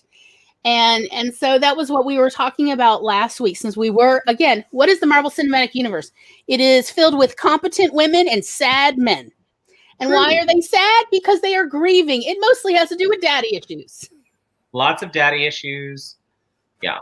Yeah. And I was just talking over the break, and I kind of reminded myself about Favreau really set up this odd trope about competent women. We see, especially in the first two movies, if you're a female character who actually has something to say or do, you're competent. Like I only noticed because we've, just like everyone else here, I only finally just watched all three movies in a row without other movies in between, so I could notice all the side characters they bring back in. Yes, that was kind of interesting, and I loved it. But still, if you're a female character in MCU, you're competent at what you do. All of them, from the news reporter. Yeah, Vanity Fair. Yeah. Vanity Fair, yeah. Who I totally would believe, no, she purposely slept with him, hoping to get even more details. 100%. Communications director for campaigns was my background. 100%. Yeah. I watched that and thought, that is every candidate I ever worked. 100%. Yes. Yeah, I said that to my husband. He goes, nobody would do that. I said, all the time. I said, are you kidding me? Yeah. Oh, yeah. Yeah. Yes. The only time I've seen Tony Stark's in real life in mass was when I worked politics. 100% hands down. That was a massive Tony Stark's, just in one place. Less good looking, less money. But yeah, they're all good at partying. I mean, that's like when we were talking about the job counseling episode of what do we know about the archetypes and profiles of people in a variety of industries. One of the things we talked about was politicians. Every politician we've ever met in our entire lives was great at parties. Yeah. And that definitely holds true for Tony. Okay. I mean, he is the life of the party. He's social. Yeah. Yes. That's what he does well. But, they're not necessarily good at anything other than being at a party. This is a problem when we're talking about policy. Yeah. When we're talking about the direction to take government and bureaucracy. Yeah, it's a real issue. I was going to say, I could really go deep on this, but that's what I'm here for. Yes. But I did find, speaking a little bit of political just in the third movie, what I thought was beautiful in the third movie that I loved and had forgotten this storyline because it was pre our previous president, was watching the arc of putting the straw man up as the terrorist. That really he was an actor, just a nobody who didn't even know his own influence. Not that I'm saying that was what happened with the past guy, but it was scary to me, the parallels of, wow, somebody could really do something like that. Just put someone up as a straw man for their own means. And again, in the political world, since Citizens United, I saw that a lot, where really wealthy people were really the ones donating to certain people, and policy decisions changed and platforms changed. And I'd be going, what? But it happened. So I thought that was interesting, because that was right after that case. When I went back and looked, that was 2 years before that. And so to see that storyline was wow, that was a weird kind of seeing into the future of where we were headed. Also, I loved that whole using that straw man also to just cover up the mistakes. Yes. Of there was no actual rhyme or reason for these acts. Right. It's when mistakes happened and they didn't want to admit to, we're doing a lot of. There was the one, Glory, you had as well about the red flags. If anyone says any line that Aldrich Killian says, everything he says from the very first scene, everything even before back in '99, when we first this, yeah. Every single word out of Aldrich Killian's mouth is a flag. Everything he says is very questionable. And if you hear anybody say that to your face, go run. Just find a way. Just tell me you have to go to the bathroom and leave the building. Just get away. This person is genuinely. I say this as somebody who, has inadvertently attracted many a psychopath or sociopathic friend. And I'm like, I am here to tell you, learn from like my, childhood, adolescence, and 20 somethings that there's a reason I had to get a psychology degree. And, and that is run. Do not change your phone number or just ghost whatever you need to get away. This is always going to be a dangerous person. They're always going to be a serious problem for society. Beautiful people speak for the wealthy to cover the agendas. It's true. Distracting. And it works well every time. Well, to actually talk about Mississippi, I don't even want to say politics. I just want to say wrongdoing. Not everybody has necessarily heard about the Sovereignty Commission, but the Sovereignty Commission ran for, I want to say it was definitely 10 years. I want to say it was actually more than that because they were kind of covert at first and then they kind of they dwindled down. So I want to say it was almost more like 20 years. Well, there was a very little story that never really broke out from, I think, Wall Street, from the Wall Street newspaper. Wall Street Journal from like 10, 15 years ago that I literally stumbled across by accident about the Sovereignty Commission in Mississippi was paid for in entirety by one person from Connecticut. And he did regular money transfers and he literally wired it in such a way JP Morgan helped him hide his funding of the Sovereignty Commission. Sovereignty Commission in our lives is most notable because the Sovereignty Commission specifically paid to have Kennard framed. So he went to jail when he came back from World War II and tried to go to our local university here in South Mississippi, at University of Southern Mississippi. They framed him by putting alcohol in the back of his car while he went to go apply for the university to gain admittance there because he was a black man. Yep. And so they arrested him and sent him to jail for years over that. And that was literally the Sovereignty Commission. And because the local newspaper, the university newspaper, the guys were literally outside smoking cigarettes. When they saw a guy break open Kennard's car to put a six-pack in, and they had their cameras because, it's journalists. So they started taking pictures with the telephoto and then published it the next day or 2 days later, whatever. And so what happened from there was the president of the university completely got rid of the newspaper. Literally that week it was gone. Well, who needs that? Right. Well, 10 years later, when they were finally able to resurrect the newspaper after that president of the university was gone, the way they charted it was so that this could never happen again. It was so that they continued their civil rights work. Good. Right. Well, fast forward to the mid 2000s. I'm a student there in child and adolescent psychology as an education major in curriculum. And I started writing a sex column. Again, because I'm an educational person, it was an educational sex column. It was not, Sex in the City. It was actually hey, here are all the things you need to know, including, and the university president tried to expel me for writing for my university newspaper. Only this time he found out couldn't do that because of the work that people did for the civil rights movement and to protect journalists from that. So it made international news. We always had Australians and Canadians shit posting every article against anyone else who's I think this is inappropriate for her to be writing this, and they're like, how dare you. It was great. But it's those kind of steps forward. The Sovereignty Commission paid for that. When you see evil being done in this world, particularly when it comes to people's rights, people's voice, it is surprising how few people are actually paying for it. Yeah. It's because this was a Yankee. This was just this guy was born in New York, lived in Connecticut. Outwardly, he always seemed very progressive. He was personally funding the Sovereignty Commission works all over the Deep South to subvert and ruin people in the civil rights movement. It was just run by, and a bunch of people who they honestly, most of them said they took the money. It was just because they were poor and they didn't have options. And 100%. That's why. Honestly, when you see a red state, you're seeing a voter suppression state. 100%. Missouri. I mean, I'll get off of this topic because truly I can go all day long. If anyone wants to see that in action, Google ALEC and look at the numbers of states of the legislation that runs through your state, if you're in a red state, that comes from a group called ALEC, because it's funded by about 25 families that own corporations that are Tony Stark's friends. If it was real life, those kinds of people are funding that legislation, which is, yes, mostly to disenfranchise voters. And right now, come after trans kids, which I think is totally shitty. So there's my statement on that.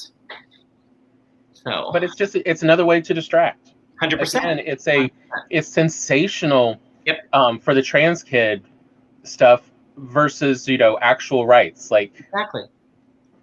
And why this stupid thing in Florida telling kids they can't play in sports. Seriously? So let me make sure I've got this straight. You're going to take a break from regulating women's vaginas to go ahead and regulate some trans kids going to see a doctor in order to play volleyball. GTF of my face with that. Mm-hmm. I got no time for the caucasity there. So exactly. No. For me, it was that one in Alaska. I haven't even heard of Alaska yet. What's going on up in? So in North Pole country, several boys went into the girls' bathroom, were bullying a girl. She got suspended for being rough with one of the boys. Yeah. The boys did not get any punishment. Well, in this. I would just like to introduce you to literally, my middle school years and how I ended up at boarding school. Okay, well, that's how I would have ended up in prison. So that's how that would have gone, especially if that was my child. Ooh. But that's what I think of whenever we look at stuff for trans, keeping trans kids away from doctors. Of trying to say, if a doctor even just pauses puberty, which the second you go off the drugs, your puberty starts back. It doesn't actually change anything, and literally just delays it. Yeah. That they can go to jail for 30 years and lose their license. I'm like, really? But we can't do any of this other stuff to protect people's rights. No. I'm like, it's truly circus. Yeah, it's just there to distract. Exactly. It's like the governor if anyone's seen The Best Little Whorehouse in Texas, when he's doing I love in his song, that's what it is. So, I mean, if you enjoy politics at all, everyone should watch Best Little Whorehouse in Texas. Oh, 100%, 100%. I mean, you should just watch it because my queen. I mean, it is Dolly Parton. Reynolds does not wear a shirt as often as you think a sheriff would, but yeah. Yeah. It's a pretty good body, though. I understand why it's I don't need a shirt. I know. I'm like, you're right, Bert. You don't need a shirt. I know. You do. But I have nowhere. But it is circus to distract. Yes. To not have to deal with the real problems because they are being paid by just a couple people. Turns out to get politicians in your pocket, it is relatively cheap. Totally. You can get them at rock bottom prices. 100%. Discount store prices. Yes. Yes. You don't want to see it without a shirt today. This hasn't seen vitamin D in a year. This is me without a shirt. This is it. You're getting it. Oh, I mean, it is a shirt optional show. I just want everyone to feel comfortable. Oh, Chris Evans, if you're listening, speaking Captain America, if you're out there, I mean, this is for you. I'm not mad at it. I'm like, it's okay. Be careful about saying that, Gloria. You know how much the rest of your family doesn't really like clothes. Oh yeah, everyone else in my family is a nudist except me. So, and I have told Tom that I don't care if he's wearing a shirt or not. And he's like, yeah, but the South has this reputation. I'm like, I understand. You do you. It's fine. But I have told him he doesn't have to wear a shirt. I'm going to wear one, but that's because I like clothes. But I want everyone else to know you don't have to wear clothes for me. We have such a small audience. I don't want to scare them away. Oh, yeah. People always get weird when you take your shirt off. They start thinking this implies other things versus, no, I just hate clothes. Right. It's not that kind of show. I just don't wear a bra. Calm down. Yeah. I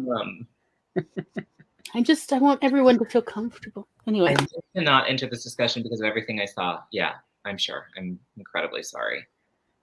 Yeah. Sorry. We'll get back to the topic at hand. Yes. Sometimes it's just hard not to talk about these of just you know, there's so many. So it's like, yes. always so much to. Yeah, Eva's totally running that nudist thing over at her house right now. She is so close to. I could be at your house in a half hour, Eva. You don't even want to know. And just blind her. Yeah, I know, right? You'll know I'm coming. It'll be like a one of those things at sea that bring the ships in. Yeah. Help me. Why can't I think of the word? Is Lighthouse. the lighthouse? Yeah. Okay. Help me, lighthouse. It's like either that or a tugboat. I'm not sure where you're going with this, but Oh, okay. it could be both. Okay. Back to Iron Man. Okay, back to Iron Man. I did kind of actually like Andrea's point about, Iron Man 4. And, Okay. the comments back and forth of, there's CB going, there is no Iron Man 4, Andrea. What are you talking about? I'm like, oh, that's right. Avengers, Endgame, I mean. Yeah. Yes. Saved enough cats not to hate him. Yeah. What cats were saved? Okay. I apparently need to rewatch this too. Well, it's been a little while since. My husband brought up in 3, he did save those people that fell off Air Force One. That my husband was like, yes, I love that scene. So I have. I was like, you're right, he did. My favorite scenes in superhero movies of all time, right now at least, is the first. My number 1, and in this order is in what is it? X-Men, the one that takes place in the 80s.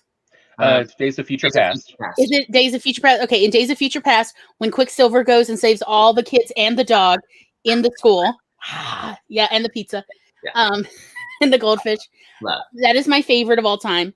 My second favorite is the airplane scene where everybody's falling in the sky and they do barrel of monkeys. And then my third favorite is the other X-Men movie with when Quicksilver goes and busts Magneto out of the Pentagon. Yes. Oh wait, no, that's Days of Future Past. What is the one with? I don't know. First, they're just random X-Men movies as far as I'm concerned. I just like those 3 scenes, and I have watched them on YouTube just when I need some feels of like there may be goodness in this world, even though this is fiction, y'all. It's fiction, and I'm still like, maybe this world's worth redeeming. I haven't seen it, but I did when the movie came out. Everybody showed and I think it's Endgame, but it's the scene where people start to turn to dust. So I've seen that. I think that the Infinity War. Yeah. So I need to watch the last 2, and then I'll be on it. Yeah, but it's Infinity War and then Endgame. Those are the last 2. Such a beautifully. Oh yeah. Like that to me was like, wow, they really peaked. And of course I was like, and I haven't seen it. Like everybody else has seen it. I actually like Endgame, the very last movie, better than most of the movies in the MCU, except for Thor Ragnarok. I love that. I've watched that endlessly. It makes me so happy inside. There's so much I love about that. It's such a fun, sweet movie. Also, Jeff Goldblum is fantastic. So, 100%. This is just me. Yeah. So those are my 3 favorite scenes, and it's not just in like MCU and X-Men, it's all the superhero. Even though I used to love, I still love Christopher Reeve as Superman, but I've tried rewatching those movies, and I'm like, oh, this is way more problematic than I ever realized growing up. This is difficult to watch, even though I'm trying to watch it on a nostalgia kick. Clark Kent is cringy. Clark Kent, Batman. I mean, I can go back to some of the, and I'm not even talking about the Joel Schumacher nipples on the suits situation. I'm talking about just some of the tropes that I'm like, ooh, those didn't age well. Somebody said something about, that isn't actually possible because it's Air Force One is bulletproof and bomb-proof. My husband brought that up too while we were watching it because we had done a tour at Johnson's Library in Austin, Texas. They had or maybe it was Reagan. One of them has the Air Force One. Maybe it's Reagan's library. Anyway, we're touring it and they're saying that it's bulletproof, it's bomb-proof, you can breathe for. So my husband said that. I was like, that's actually not possible. And I was like, it's also like a superhero movie. So just bringing you back to reality. I mean, any plane the president is on technically is Air Force One at the time, and not every plane would therefore be fitted. It depends.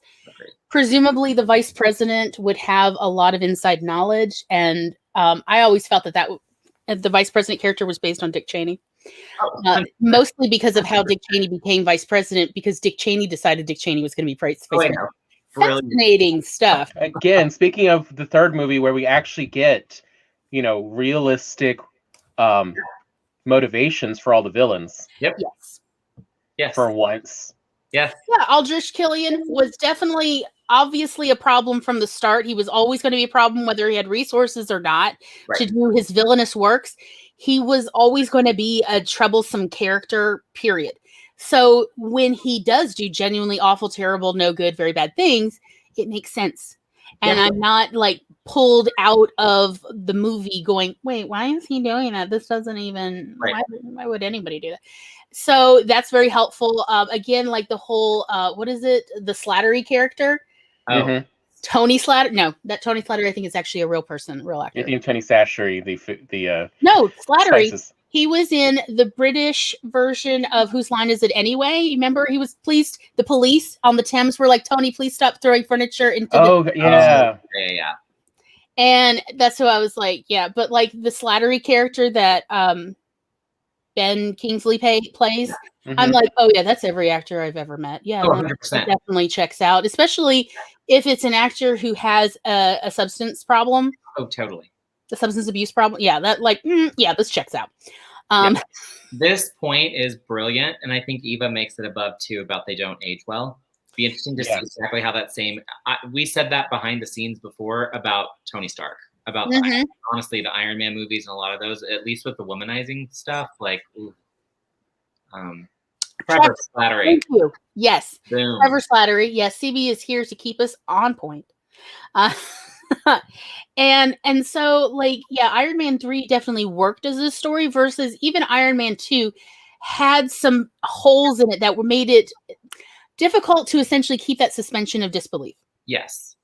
Like seriously, he built that like, and I'm talking about Vanko. Like Vanko builds, like he just wakes up one day and it's like, oh, look what I like. So someone said earlier that was my favorite scene in the whole movie, the opening scene, and I agree. It was like really well shot and it like pulled me into the story and all that good stuff.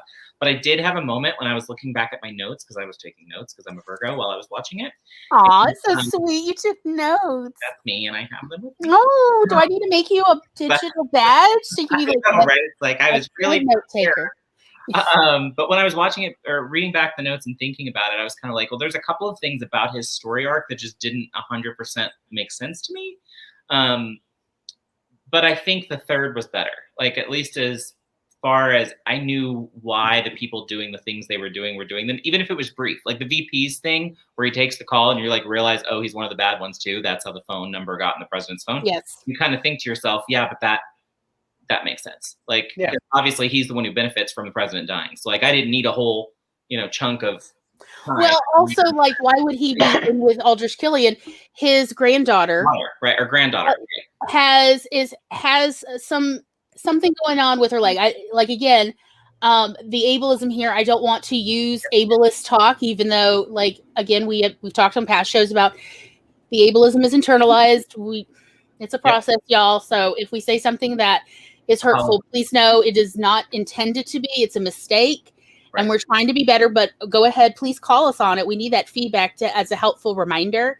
But again, we were just absolutely like, I was really hit over the head on the Iron Man 3 of there is so much ableism, but not like, oh, the movie's so bad. What I mean by it is there are so many ableist characters here, and they are willing to sacrifice anything, including their own lives, other people's lives. Like, it's really about life.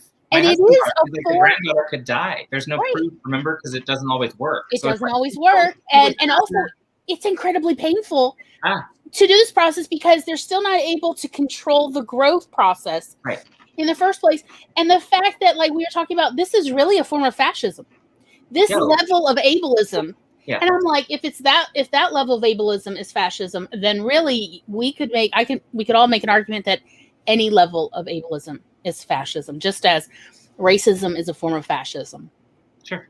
And so on, of like, this is really fascinating about the lengths people will go to be body perfect or mind perfect and so on.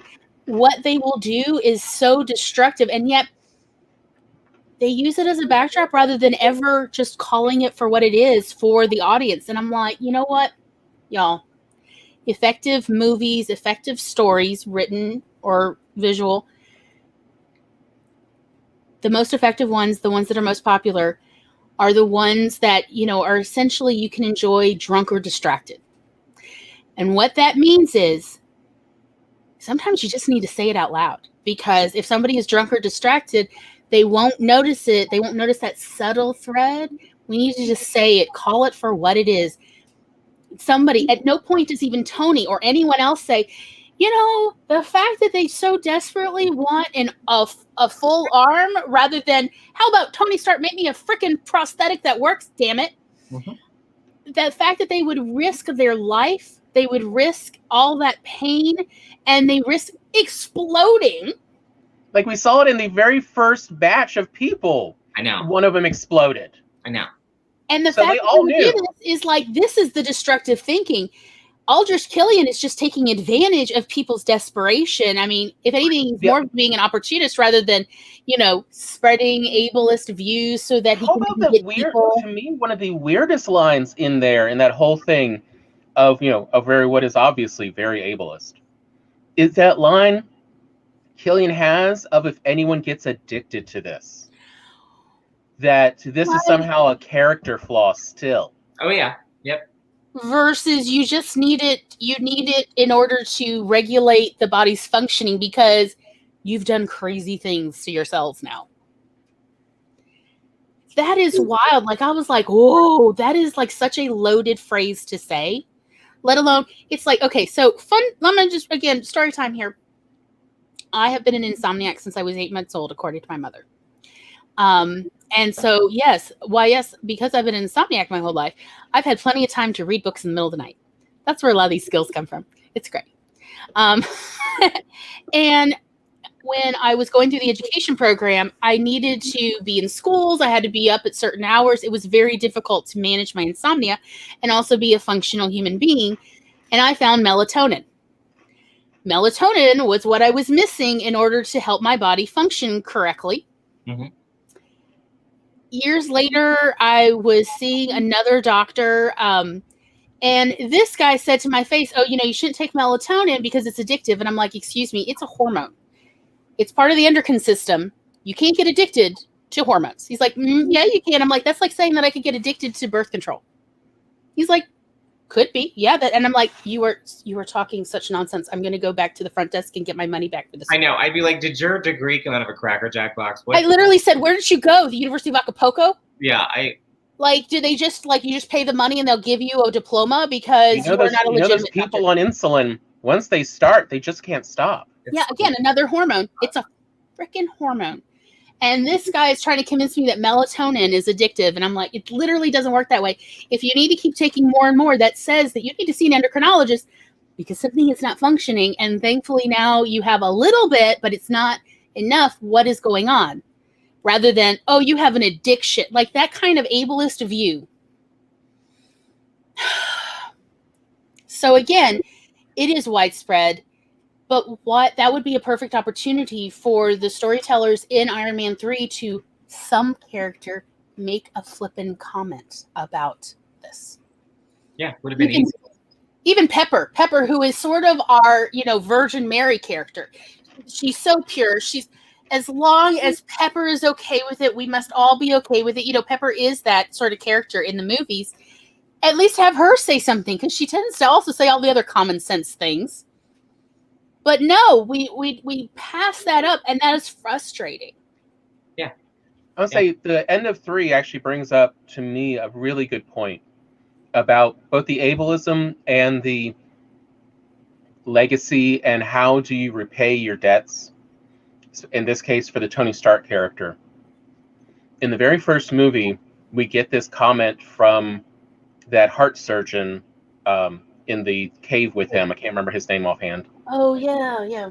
But it was nice to realize that's who he meets briefly in the second movie. The third one. I mean, in the third one, Yeah, at that 1999, that's the heart surgeon. It was wonderful they brought him back for that. I love that. And, but that... I never realized that before. But then in his village, they call it the Walking Dead, about people who get the shrapnel that is so small into their arteries. Yeah. That, this is a problem with Tony's weapons. Right. They are really dangerous to people who are not even military. Right. And we see him get his removed at the end of the third movie, but we don't hear about him then creating any devices that can be deployed to in a low-cost way to other places to save these civilians even. Like, again, Yeah. he's still an egotist in the third movie. Yeah. No, you're right. You're right. Because that's at the very end.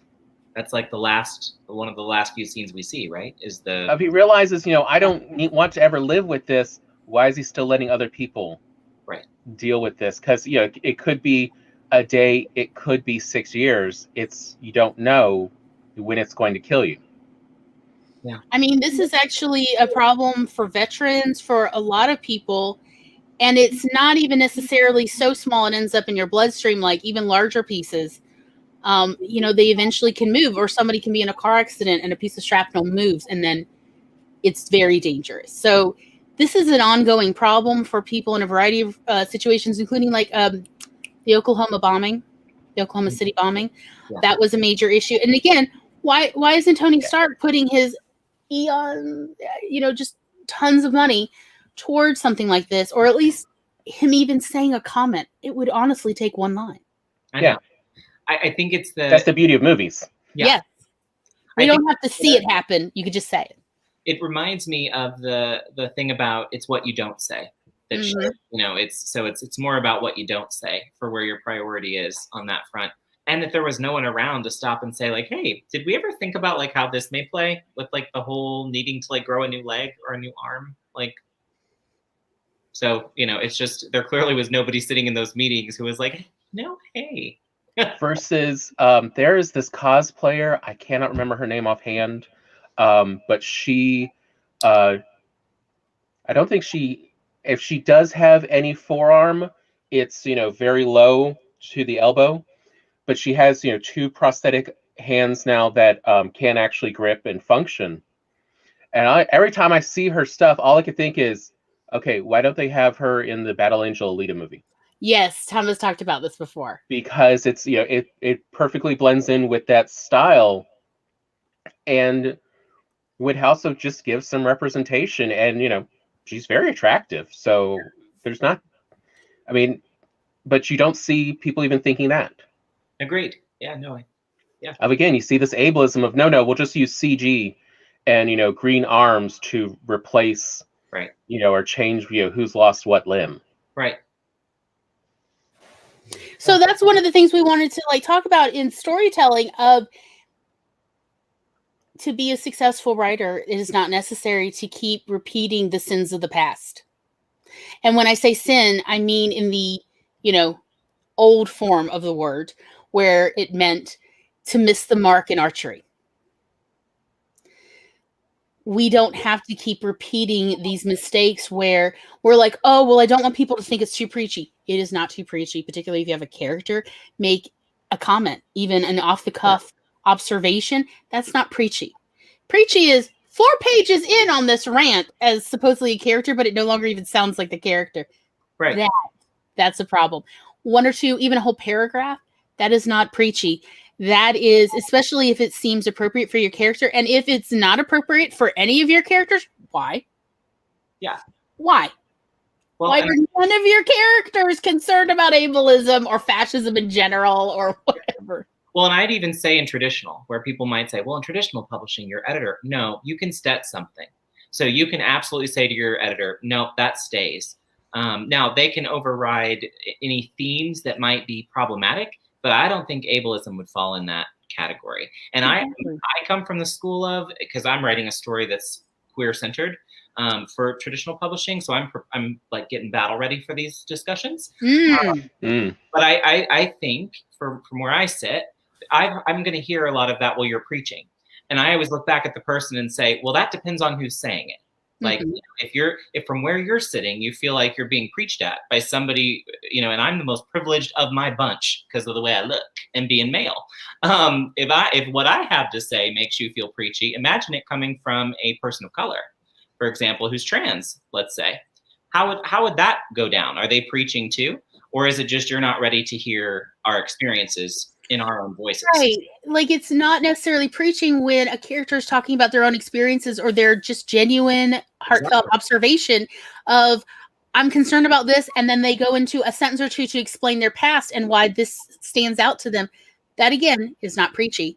I don't And think then so. another character can go, oh, well, that's kind of an interesting point I hadn't thought about. You can literally have two characters just have what I think of is like those passing conversations, like hallway conversations. Yes. And that, again, I'm so genuinely concerned with this kind of idea that I saw starting to grow in the late 90s. And then I saw it really fruit in the 2000s of, don't preach at me, man. And I saw that in movies. I saw it on TV. I saw it, frankly, in the gay clubs, in the schools, everywhere I was. Everybody's like, along with their belly rings, that they're like, don't preach at me. And I'm like, you don't seem to even have a clue what preaching is. I am from the Deep South. I know when I'm being preached at, because often people will thump their Bible while they're doing it. And they don't have the Bible with them. They will thump their hand or they'll thump something the table. Oh, the table thumpers. I used to wear rings in the 2000s just so that I could like thump all sorts of things. So, so here it is. Tom found Stan's soapbox. This was Stan Lee. Where was this printed? Do you remember, Tom? I can't remember which comic book this was printed in. I'd have to go look it up again. Shall I read it, or would you like to, Tom? How about I read it just because might be a little bit easier for me. Okay, go for it. Oh, it's gone. Okay. Okay. From time to time, we receive letters from readers who wonder why there's so much moralizing in our mags. They make great pains to point out that comics are supposed to be escapist reading and nothing more. But somehow, I can't see it that way. It seems to me that a story without a message, however subliminal, is like a man without a soul. In fact, even the most escapist literature of all, old-time fairy tales and heroic legends, contained moral and philosophical points of view. At every college campus where I may speak, there's as much discussion of war and peace, civil rights, and the so-called youth rebellion as there is of our Marvel mags per se. None of us lives in a vacuum. None of us is untouched by the everyday events about us. Events which shape our stories just as they shape our lives. Sure, our tales can be called escapist, but just because something's for fun doesn't mean we have to blanket our brains while we read it. That's the church I'm here for. Mm-hmm. Excellent. That's 100 right there.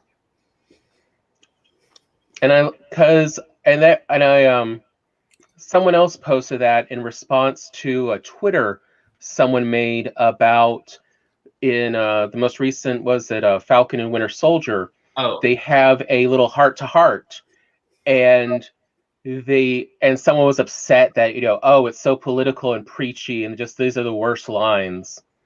And it's just two characters connecting and admitting the problems they've had and why it reached this point.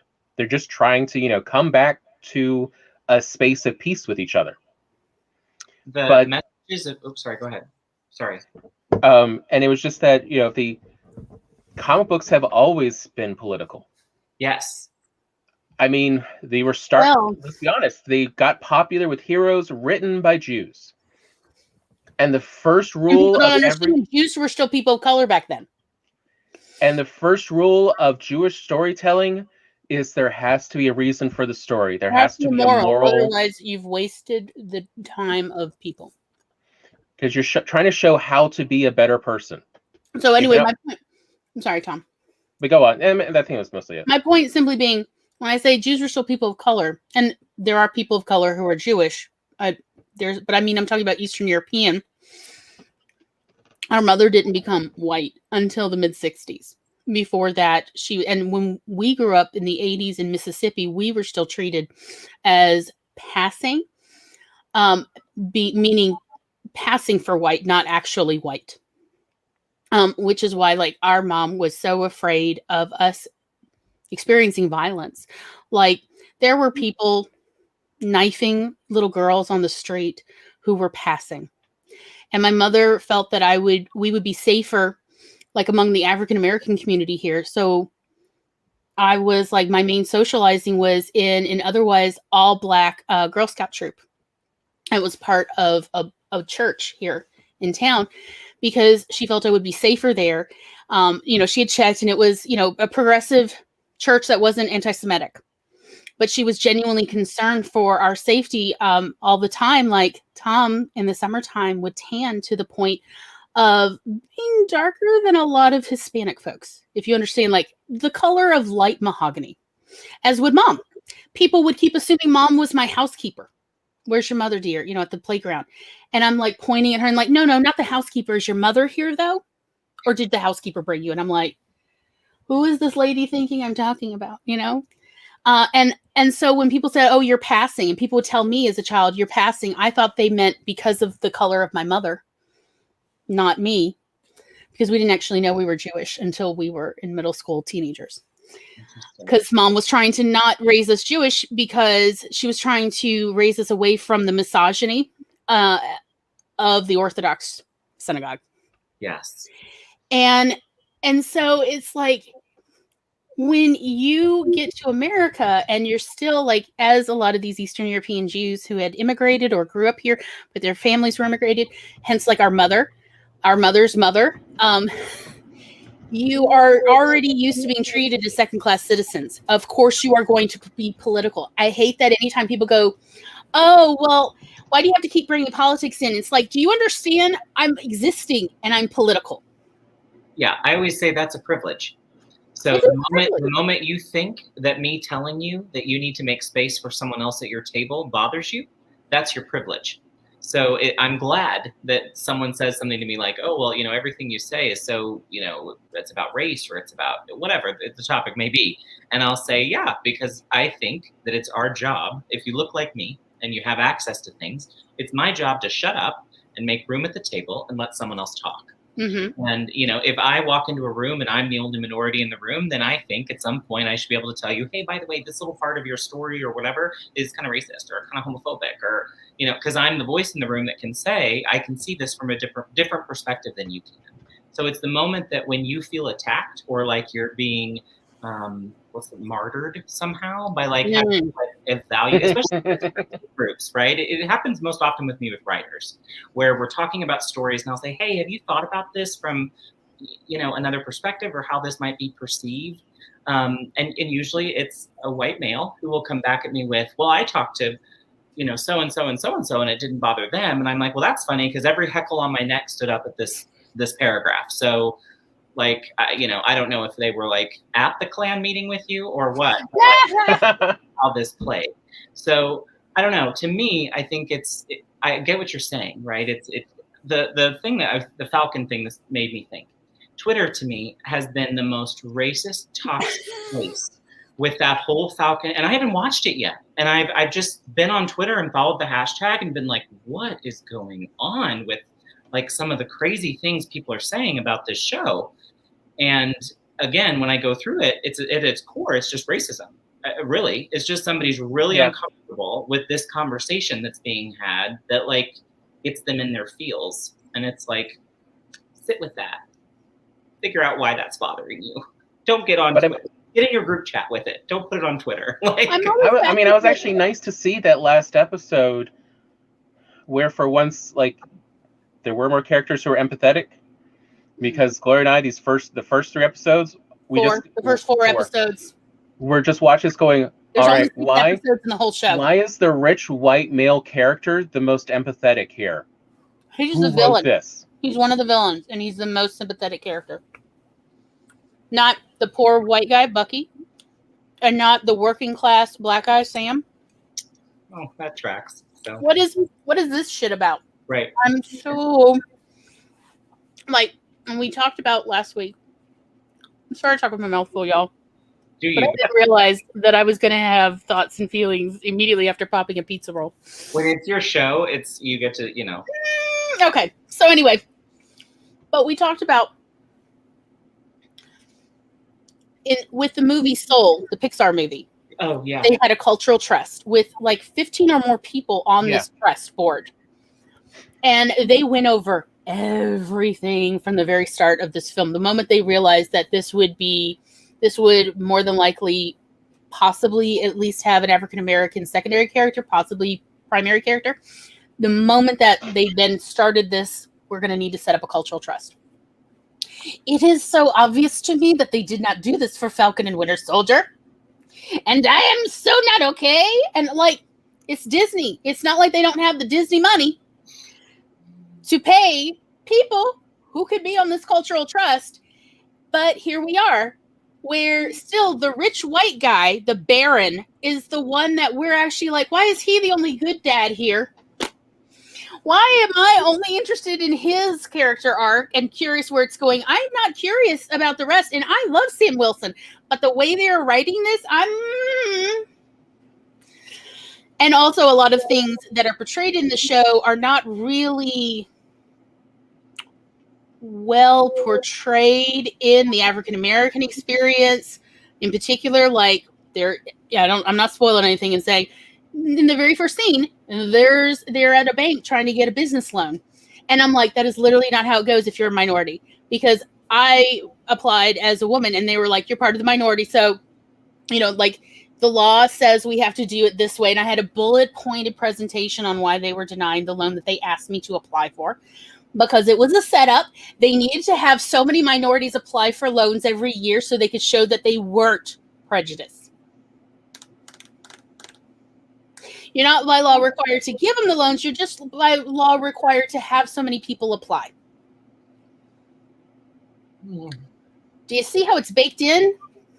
Oh yeah, I mean, listen, you're talking people from St. Louis. I could show you red line. There's so many red lines here. We're not the 4th largest city in the country. We're like in the top 30 because they've redlined out including a white community I live in now, but they have redlined off each section of the community to keep certain kids out of certain schools. So I'm picking up what you're putting down. Yes. I'm seeing. So, yeah, excuse me, this is Disney. I know. Were the people at Pixar not available to like give advice on how to set up a cultural trust? Yeah. Really? Well, really, Disney? Yeah. It's just a lost opportunity to me for the Marvel universe, considering what we just read from Stan Lee, right? Like when you think about the origin of that, like I think, wow, I bet he'd be real pissed. Like, but it's just me. Yeah, I thought for sure they were going to explicitly. Or Glory, why don't you finish that story real quick? I'll finish. Tell me. Okay. So what'd you do right after that? Call me in to tell me, that they turned me down, and I'm like, okay, well, I'm gonna leave. They're like, no, we have to give you this presentation to bulleted point of why we've turned you down. Wait, like you got a rejection and a show? Like, yeah. I got a rejection and a lecture.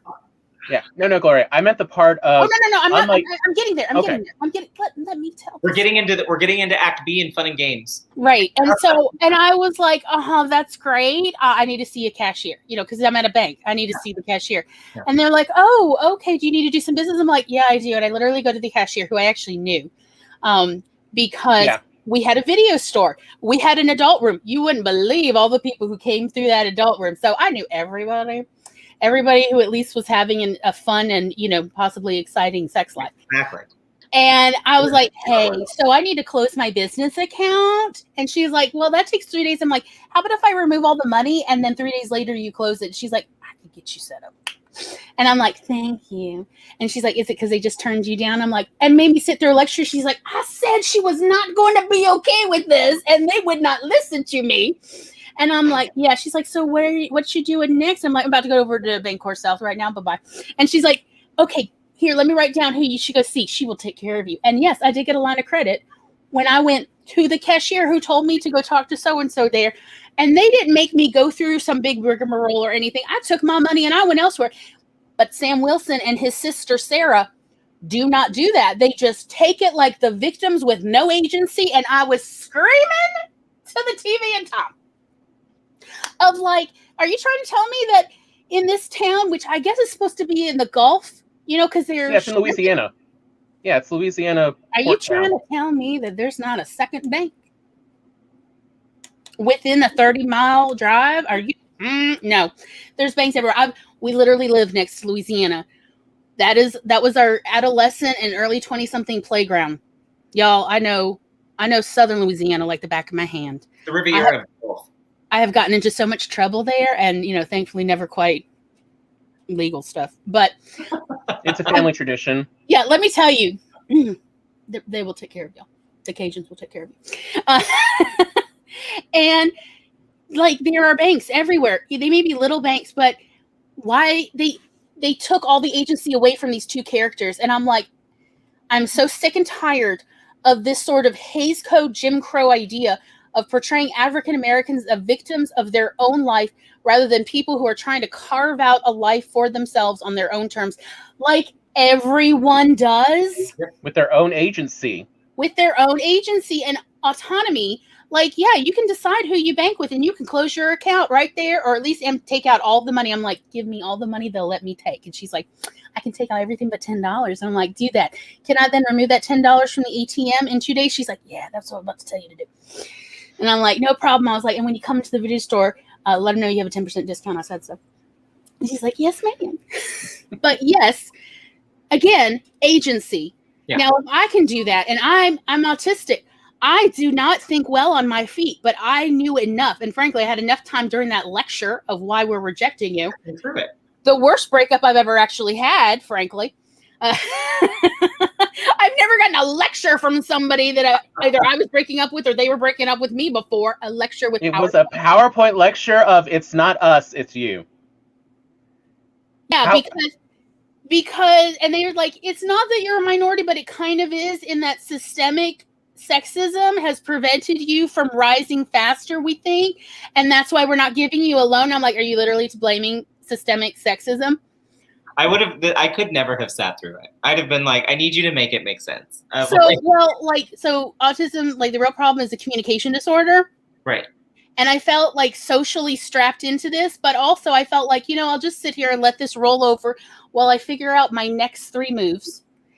And then once I know what it is, then I'll, go. So I pretty much just used it as thinking time. But yeah, and this was, by the way, a big regional bank that did this. I will just say it was called AmSouth. It's been bought by I can't remember who now. But it was AmSouth. Fuck them. That's right. I've dropped my one bomb of every episode.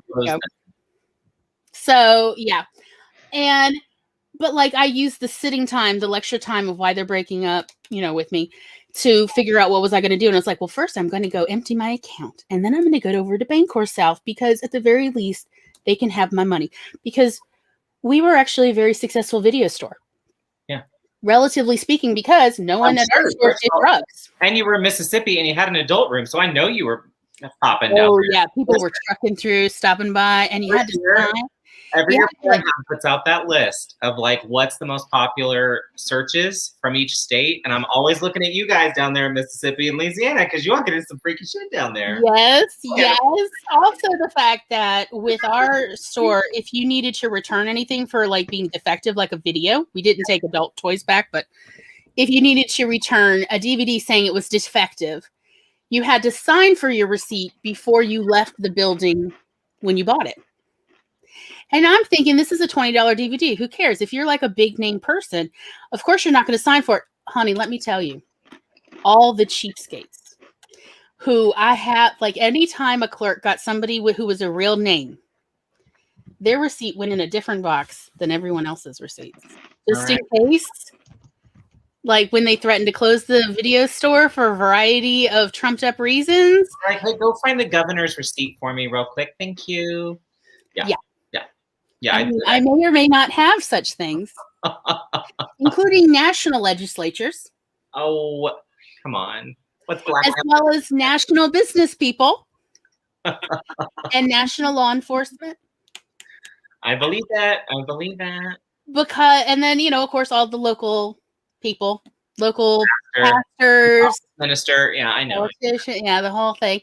Because insurance, because if we close the store, it would be such a shame. We'll have to go I used to tell them, if the store closes, I'm going to have to take that box of receipts and I'll have to like destroy it. Well, there's a shredding that you can do over at the newspaper for free, but that much paperwork, I would need to warn them ahead of time and ask their permission to put that much paperwork in to be publicly shredded. And then once it's in their dumpster, it's up to them if they pull it out. Journalism 101 right there. Check the trash. Right. And that was before I was a journalist. That's kind of how they got me into journalism, quite honestly. I mean, I was still trying to get my education degree at that point. But again, like, are you trying to tell me Sam Wilson does not have Pepper Potts' phone number, does not have her email address at the very least? It's not like, hey, I need a banker, but also he's a veteran. He's a veteran of a war. He has the VA loan program. he would have access to the military credit unions that are Mm-hmm. And again, like, he would qualify for help with VA loans. Are you trying to tell me that none of this, but no, they want to paint this downtrodden, that horrible African-American trope of like, oh, look, they have nothing. And I'm like, he has so much. Now, is he using it? And that literally me ranting to Tom about this episode was where I was like, because I was ranting like, Sam Wilson has an entire network of resources and he is not using any of them. And are you trying to tell me that this is how it would run? And then I realized mid-rant that I'm a hypocrite and that I have all these people I would absolutely love to come on this show. And I have not reached out to any of them. That includes you, Barrett. And I was like, let me try this line. Because earlier days, last year, we had tried to ask a lot of people on the show and had gotten resoundingly rejected by a whole bunch of author tubers. Why? May I ask why? Or did they say? You know, some of them didn't say anything, or some of them just ghosted, but only one or two actually told me like, we're too small, or I don't know that I really have anything to say, you know, like I can hold a conversation with an autistic person. Are you kidding me? And this wasn't about the autistic show, like the Awkward Sibling Hour, where we talk about autism. And although, as we've always put it, like anybody can come on that show, because an autistic person talking to someone else, talking to a neurotypical person about this issue is literally what we're trying to show, so that people have that kind of example of conversations for their characters. Well, and one of the pitch I was going to make to both of you at some point was to come and play on my channel, because that's why I wanted it for. It was so people would think about writing neurodiverse characters and look at, like, talk to you about dialogue, how to do that right. My ex, before I got with my current husband, had Asperger's. And so he and I really, he opened my eyes to a lot of stuff and the privilege I lived in as a neurotypical person, you know what I mean? And just the barriers he had to overcome, because he worked with the public. He's an anesthesiologist. So, you know, he had to communicate with people to keep them alive. So it was a constant struggle for him. So yeah, that shocks me and disappoints me. But yeah, like technically the two people who told me why they were no longer available after having originally said yes, before they realized. One person was because we're too small a channel for them. They didn't feel like they'd really get any benefit out of appearing on our channel. And which, again, I'm going to be honest, partly what like inviting other people on the channel is to get invited onto their channel. Of course. I'm trying to just get out there, y'all. I know. It's a pandemic and I cannot literally get out there. So I'm trying to get out here. And the other person was, I'm not comfortable having long conversations with autistic people. I feel like I maybe would do something wrong and ruin like my reputation. They literally said that. I'm like, well, if you think that, then maybe you are right. You know, I feel like Pepper Potts in that moment where I'd be like, I'm here to take out hi, I'm Barrett. I'm here to take out the trash. Yeah. And they have definitely ghosted me since, even though both of them had originally, oh yeah, I would love, and then you could come on mine. And then we're like, oh no, I'm sorry, we don't have any openings on our show for like the next 6 months. And then even bigger channels have just literally ghosted me when I've just sent them similar messages, you know, that like I sent to you, Barrett, of just, hey, I'd love to have you on. That would be really great. Because I only send it to people that I'm actually interested in. I've seen their channel and I'm like, oh yeah, they seem like a cool person, because we try to make a safe space here. Same. Yeah. So that actually kind of segues us a little bit into maybe now would be a good time to mention what we would call it, the interstitial show after Raving Reader Roundup. Yes. That is the name of the show, y'all. What? Raving Reader Roundup. Okay. We try our best. It's a good title as long as you remember it, right? That's I'm in. Which is about June. For June, for an entire month of June. So it's just 4 episodes. Cool. So it's a briefer show. where we will talk about things that matter to writers, building readership, building a reading community, but also building that supportive writer community. Every writer needs critique partners, alpha readers, and beta readers. And frankly, editors too. I don't feel like editors get enough love. They just get like utilitarian appreciation. Yes. And there are plenty of editors that, I mean, like I've been absolutely pleasantly shocked and amazed how many really talented editors are here in this community, like literally here in the chat. I'm just saying. But point them to me. I want to know who. Tell me. You're an editor. Eva is holy cow talented. I will tell you that right now. Just Eva? She hasn't told me she has mad editing. Oh yeah. Oh, she got upset when we mentioned that she could edit. She's like, no. She downplayed it to me when we were talking in chat. She was like, well, I'm good, but like, I'm writing a book. And I'm like, Eva? Yes. Eva is like crazy good. Okay.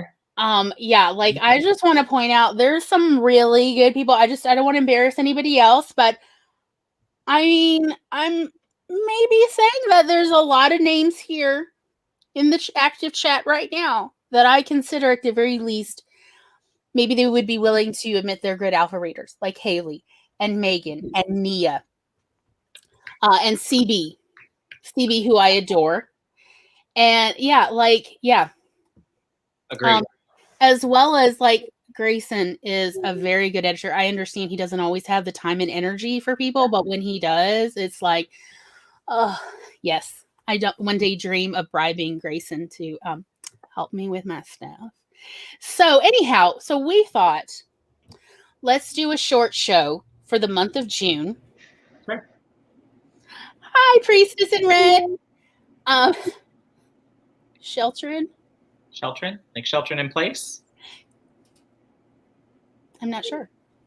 That we would do subjects like figuring out your demographics, figuring out your genre demographics, but also figuring out your personal demographics, regardless of the genre. You know, like, for instance, I know my demographics, who loves what I write, no matter what I write, no matter whether I'm writing nonfiction or fiction. I've got certain demographics that I know who I'm playing to. And so I'm definitely going to really kind of set out some of my promotional and marketing materials to appeal to these specific demographics every time, because this is like my fan base. These are the people who follow me everywhere. They come through for me when I need them to like do word of mouth and so on. And so it is important to know your own, like your writing's demographics. Yep. As well as pitches. We wanted to talk about that. Like, you would think that adult toys would sell themselves, but in the Bible Belt, no. You need to have a pitch for every single product to appeal to a wide audience. And so we've had a lot of experience writing and composing off the top of our head all sorts of pitches for everything. I mean, like, if you were from a dildo, and you know, like, yeah, you would think, like, you know, what was that Pirates of the Caribbean-esque movie, the porn one? I think it's just called Pirates. Right, and it's like a big budget, like $1 million budget adult movie. $100 million. $100 million? Oh my god! Yeah. You would think that this would sell itself. Number one, it was expensive. Even as a DVD, it was expensive. And number two, no, not to timid, deep Southerners who are dealing with their Southern Baptist guilt, but like also want to, you know, watch something fun with their partner. Uh-huh. And so, yeah, you got to have a pitch even for the really awesome movies, which it was really kind of fun to watch. It's I mean, it sounds amazing. I love a big budget. I'm a big budget gal. I love it. I did just double check. If you just simply type in Pirates 2005, which is the release year, or, you know, put Pirates and then the classic, you know, XXX, it will pop up. It was at the time the most expensive adult movie ever made in the world. Oh, Jesse James in it. Okay. Now, there is not what I would call that great acting in there, but yeah. Are you expecting that? Anyway. There's a lot of billowy shirts, I will say that. Oh, yeah, okay. It's very period. It is. So, like, we've had a lot of experience with pitches, but not like, oh, we're here to, like, educate everybody, but we thought it would be really cool to get a variety of people who would talk about how do you make pitches, like his elevator pitches. Easier said than done. Oh, totally. You've got 30 seconds or less. Yeah. Sell it. And so it's sort of a Mad Lib situation once you really get used to doing pitches. And like Tom's great at doing the back of the book blurbs. Yes. He's great at anyone's story. He loves doing those. He takes after our mom. He's so talented. And so we thought like, well, we could bring on a bunch of people with a variety of experiences to talk about it. Talk about, if they've done pitches like Pitch War. I have, yeah. And so on. Mhm. Of like, what is their experience with it? What do they take away from it? How would they like to improve their own pitching in the future? Because I feel like if you're getting any good at pitching, then it means that you definitely also see where you have further room to grow. Because everybody, Ed Sullivan had plenty of room to grow. Conan O'Brien has always had plenty of room to grow. It doesn't matter. You'd think after 25 years he would have grown into that body, but no, he's still got growing to go. He's still got a middle section to grow. Still. So it's grow. It just continues. It's so much. But that kind of show, we thought it would be fun as well as to help writers improve. Yes, I want to play on that. Pick me. I want to play on that show. Okay. Let's see. What was else? And then we did talk about like addressing things like writer's block and the perfectionism that is inherent in real writer's block versus, there are times where you just don't feel like writing because your brain's still working on figuring things out, how to tell the difference. Yeah. No one told me growing up. I had to figure this out the hard way. I mean, my psychology degree has been good for everything except what it was intended for. But anyway, that's just something else. Who knew? So like that was something. So yes, I would absolutely put you on the list, and I will figure out a schedule, or like you tell me, like, Glory, I have to come to this, and this is the weeks I'm available. So can you schedule? Yes, I will do that. I mean, I definitely want to play in the pitch one because I've done PitMat. In fact, I just had my first 2 agent likes on LGBT. Oh, that's awesome. LGBNT pit this last week. So yes, please, I want to play in the pitch one, and any of the other ones you think I'd play well in. Throw me in. I think like the answer is all the above. Yeah, it sounds fun to me. Garrett, you're a lovely, talented person. We wouldn't have invited you here if we did not like totally go, you can come every time if you want. Well, and definitely you sent me the schedule of all the Marvel stuff, and I literally said to my husband, I was like, how fast do you think we can watch all of these? And he was like, pick 2. He was like, pick 2 and let's pace ourselves. And I was like, okay, but I'm pretty sure I could do them all. Well, and like as far as we're concerned, there's a reason I put in the description. You don't have to have watched these. You can come with your fresh eyes and talk about the storytelling elements that we're going to talk about. It is not necessary to be familiar with these movies. That has been the premise of the show from the start, from the first season, is you don't have to have watched it. I mean, it's great if you do. It's great if you watch it afterwards, even so that you kind of look at it with different eyes after what, everybody on screen has talked about. But like the point is, we wanted to talk about storytelling because my mother started teaching me storytelling when I was 5 because that is part of her family's oral traditions for hundreds of years. That was what her family did. They were, the village storytellers. And so she's like, look, I'm going to teach you how to tell stories because you never know where you're going to be a situation when a story will save your life or a story will save someone else's life. So here we're going to get started. I'm like, but I'm 5. She's like, that's why we're starting early. It's going to take a while. It's an immersive course. And really what she was referring to, it's hard to teach autistic children anything. Like mentoring does not work well for autistic folks. Okay. It takes a lot more XPs, experience of someone directly mentoring for that lesson to get through versus with neurotypicals, they can usually learn it like 3 times they've heard the same lesson. They're done. They're good. They've got it in there and now they can run with it. Versus autistic folks, we're talking like more like 21 or 40 times for the same lesson. It's a lot harder to pick up from mentoring. Reading books is different, but like a direct person-to-person apprenticeship type, it is much harder. Interesting. And so she's like, we're getting started early. and so I was like, I realized 2 years ago, because I originally had pitched this to Tom as podcasts. Yeah. Because I was like, neither of us have kids. I don't know what's going to happen in our lives. Our lives are not necessarily going how we want it to. What if something happens to us? At the time, I did not actually know it, but I was actively dying from sepsis. my God. So I kind of was like, biofeedback way. I knew, maybe I am dying. Yeah. And I was like, let's talk about our immortality projects.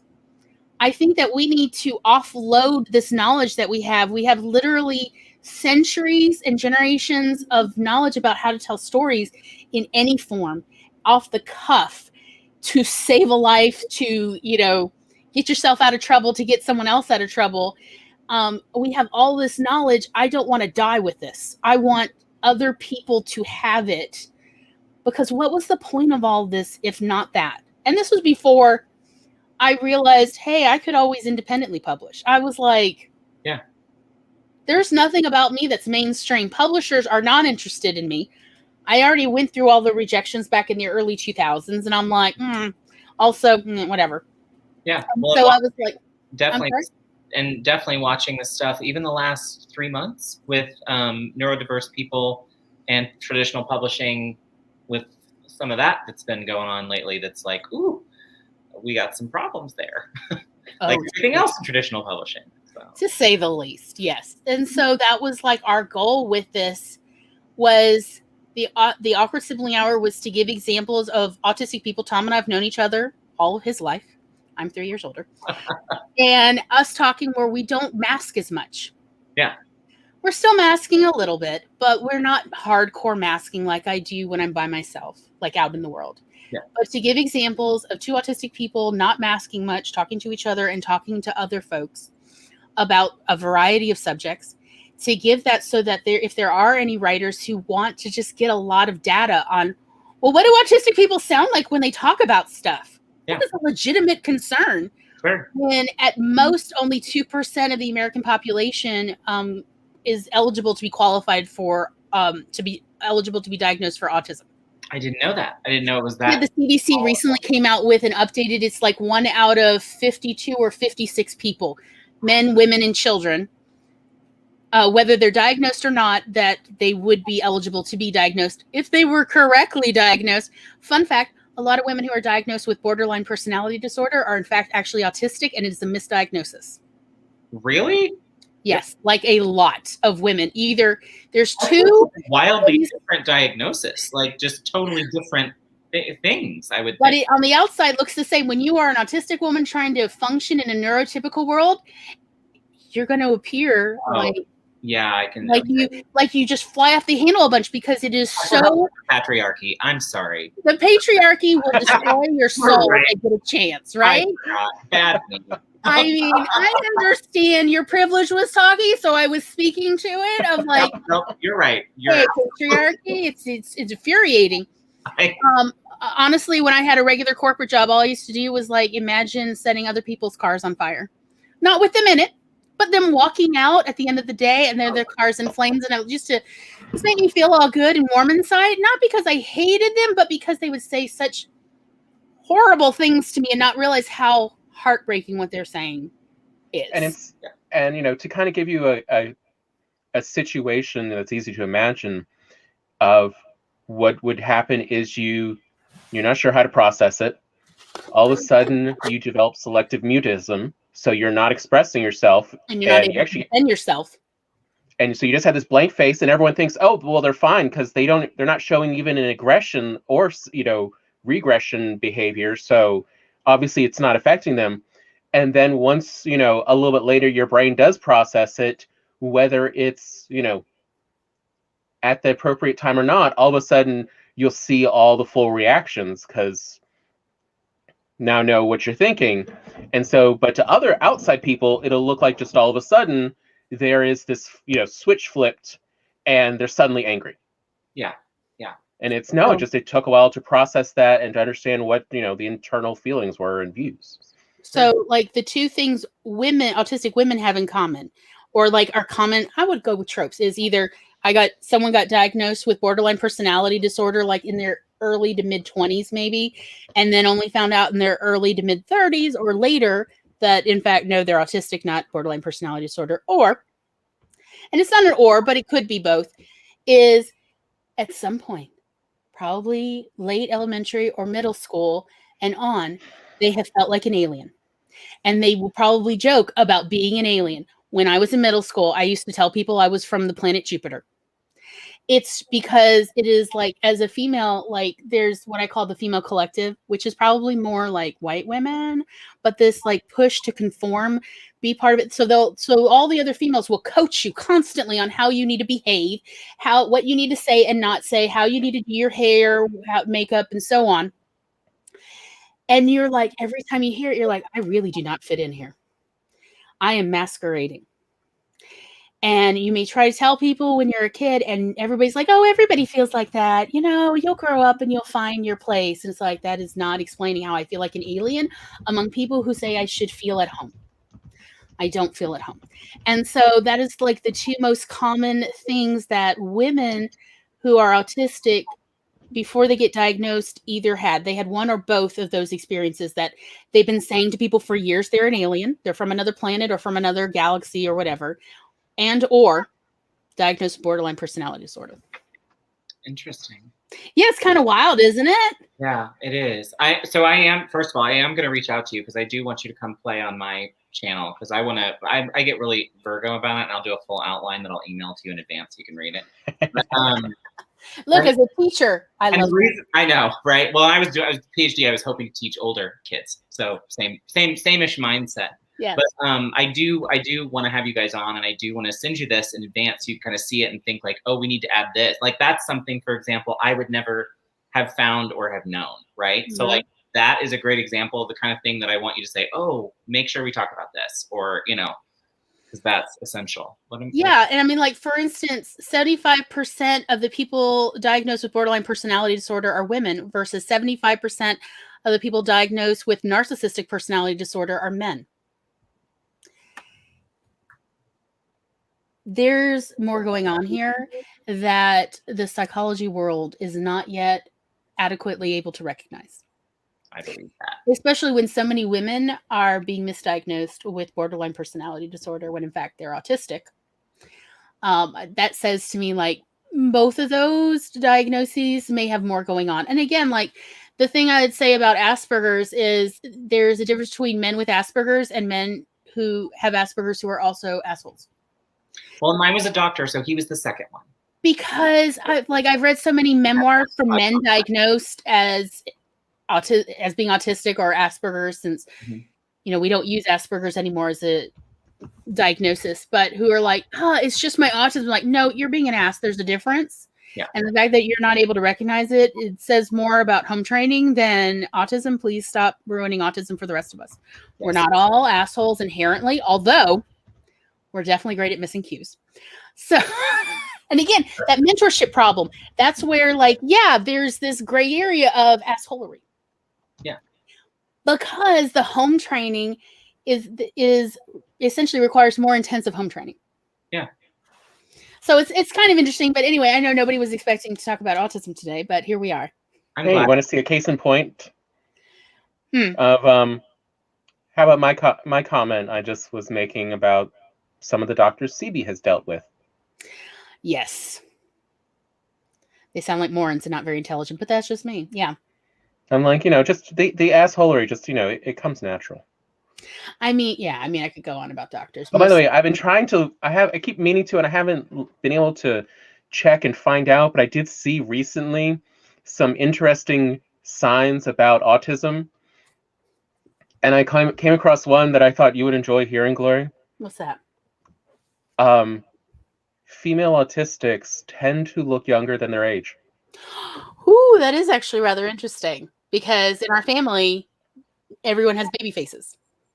And actually, a lot of the people we have gotten to know on this, on YouTube, who are either, are either diagnosed autistic, or we're just like, we're pretty sure. Also, I give the umbrella of neurodivergent. Let's just say neurodivergent. Yeah. Nobody has to fit in a box. We're not box people. But they do, as well, have much younger faces. And so it's like, I have no idea what's up with that, but someone mentioned it as a, things science has recently found that they're still trying to figure out. Yeah, I mean, when I was in the hospital dying of sepsis, all the nurses, every shift I get a new nurse, because it was over Christmas break. And, so every single nurse would come in, at the start of their shift and be like, I just looked on your chart. There is no way you are 40. You've got to be like, and I'm like, how old do you think I am? They're like 22, maybe 24. And I'm like, I literally did not lie to get in this hospital. And they're like, you just look so good and young. And I'm like, I'm over here dying. Right. I'm on like, an antibiotic drip. I guess this is my hair.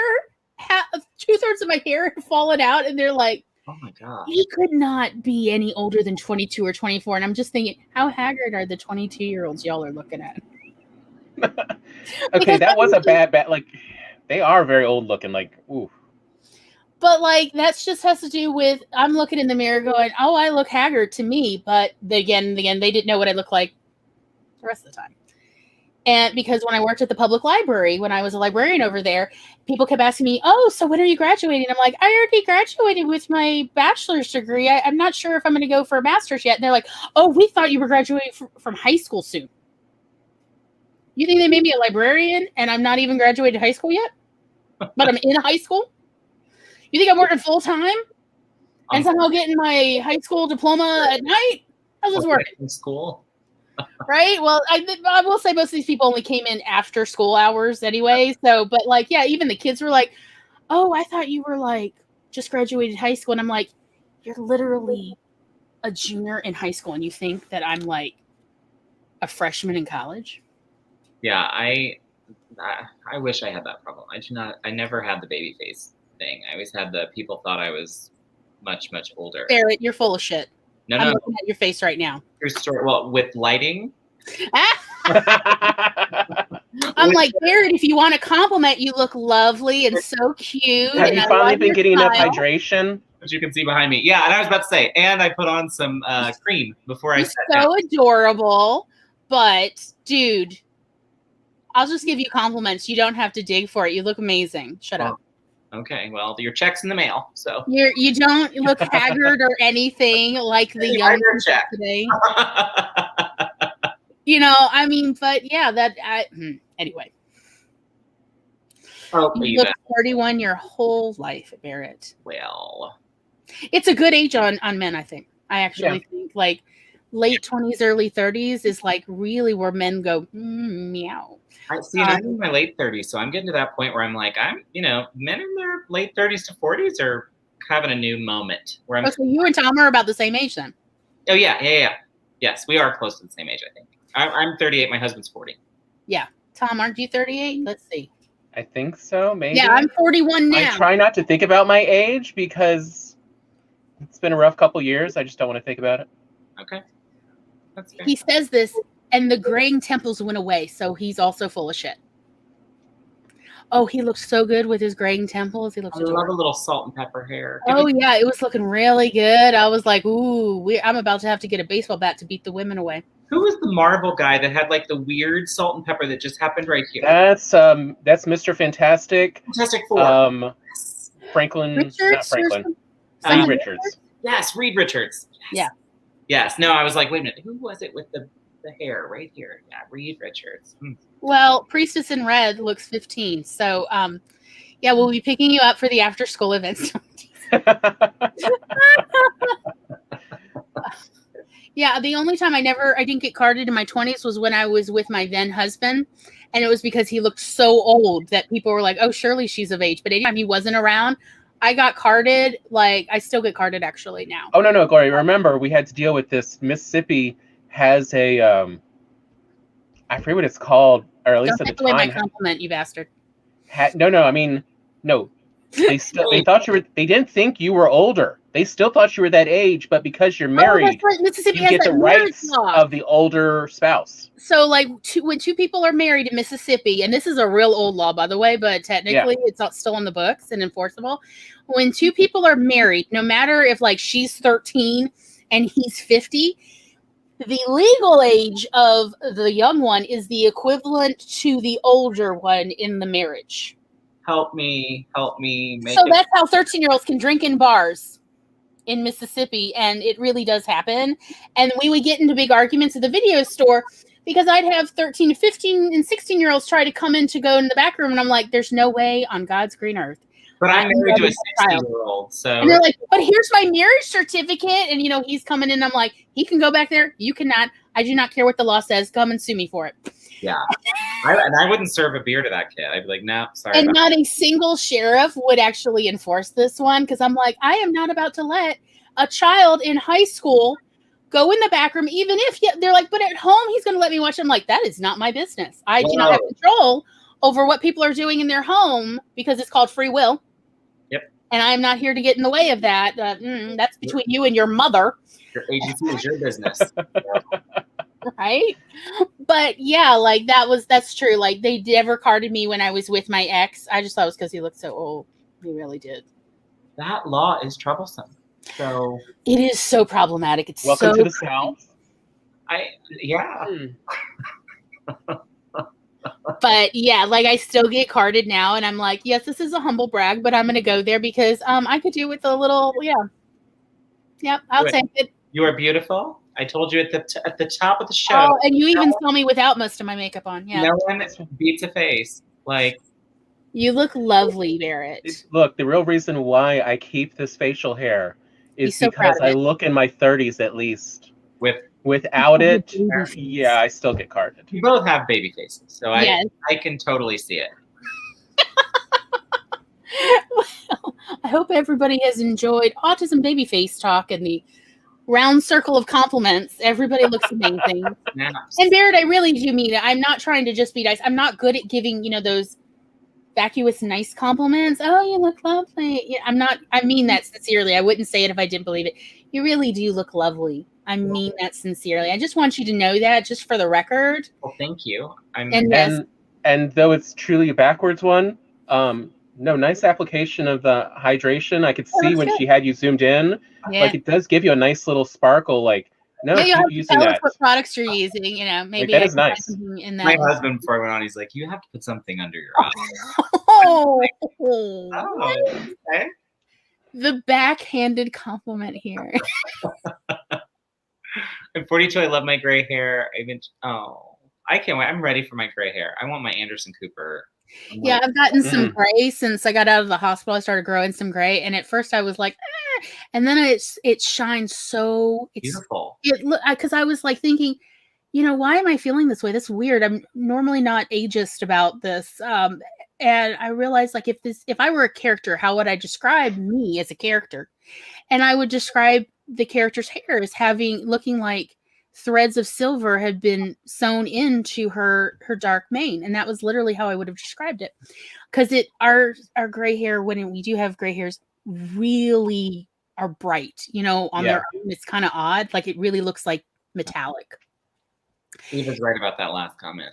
I do know my age when I get to the dispensary. But the point is, Eva, just to say this and shut this down. Gay men, we are the most vicious, evil to one another. I don't know many gay men my age that do not have some serious self-image issues. No matter I've noticed that too. This sort of internalized circular firing squad. The cult of youth. That weird cult of youth. Yeah, I've heard about that. And I mean, I've observed that since I started going to gay clubs in the late 90s. Especially body image. Whoa. Like body image and stuff people says to each other about weight and, the Crohn's thing, for me, I didn't get diagnosed until a year ago. But people used to always, when I was at my thinnest, be like, "Oh, you look amazing. You look great." And I would want to. I feel like shit. Oh, I'd be like, "Do you have any idea, like, the literal bloody shit I'm dealing with? Like, this is not. I don't want that. That's not the compliment I want. Thank you." So, right. So yeah, for me, the body image thing is a gay.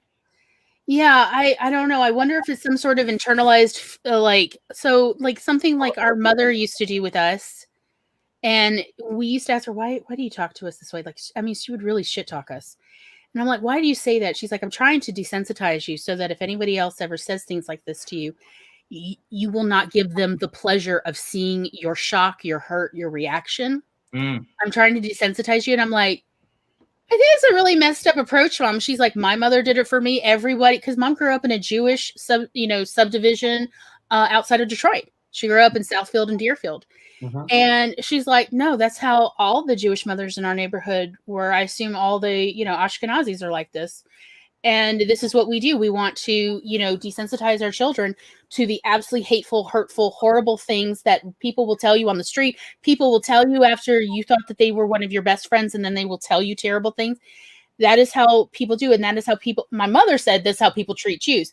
And I mean, like, she's not necessarily wrong. No, yeah. But it is, I'm not going to like defend and say, oh, this is a better approach than any other approach. But I do kind of wonder if this is something that like minorities and other people who are being oppressed, like some groups take into of like, oh, we'll be so vicious to each other. Again, as that desensitizing or to gauge desensitization. Yeah. I wonder if that's like where that whole, like, as Where you it started. Like, yeah, how like gay men will talk shit to each other all the time. Yeah. Oh, and I guess sometimes mean it. I don't know. Like sometimes it's hard to tell when. Oh, nearly impossible. And even if you're in it and have been friends forever, right? Like, right. My best friend, truly, and it reminds me of, if you guys ever saw the musical Mame, which is this where we cross. Oh yeah. Oh honey, let me tell you. Didn't we talk about that last season, or is that for the next season? Oh, I'm ready for Mame. If you do it in the future, I'm ready for that show. Because my best friend and I, literally bosom buddies, that song would be us. Yes. And I could not tell you whether we are best friends or we hate each other. Because I'm not quite sure. But that song, Yes, we'll always be bosom buddies, friends, sisters, and pals. Yes. Yes. Yeah. So, yes. B. Arthur. Yes, yes, yes. When life should reject you, there's me to protect you, honey. Yes. B. Arthur, may she rest. Well, yeah, I think that's for next season. Getting excited about movies that I want to do an episode about musicals. And yeah, so I mean, like, I just want, is this like going to be just a queer roundup? Hi, we're doing musicals. All my queers, come now. Let's sign up so I can know who's coming to put your picture on the thumbnail. All my queers, let me know. Get ready. Because we grew up in like a family that loved musicals. Same.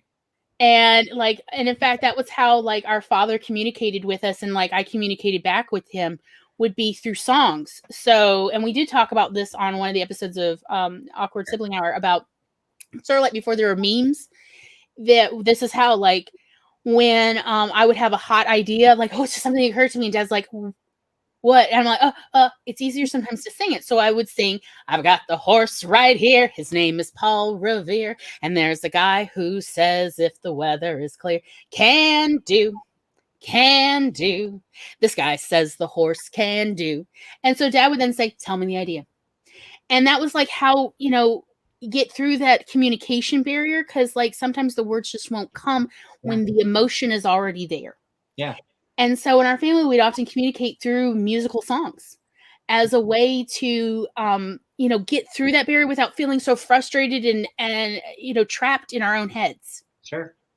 It was a coping mechanism, but it really honestly gave a sense of agency to us as children before our brains had grown big enough and developed complex enough so that we could communicate even when we're feeling emotional.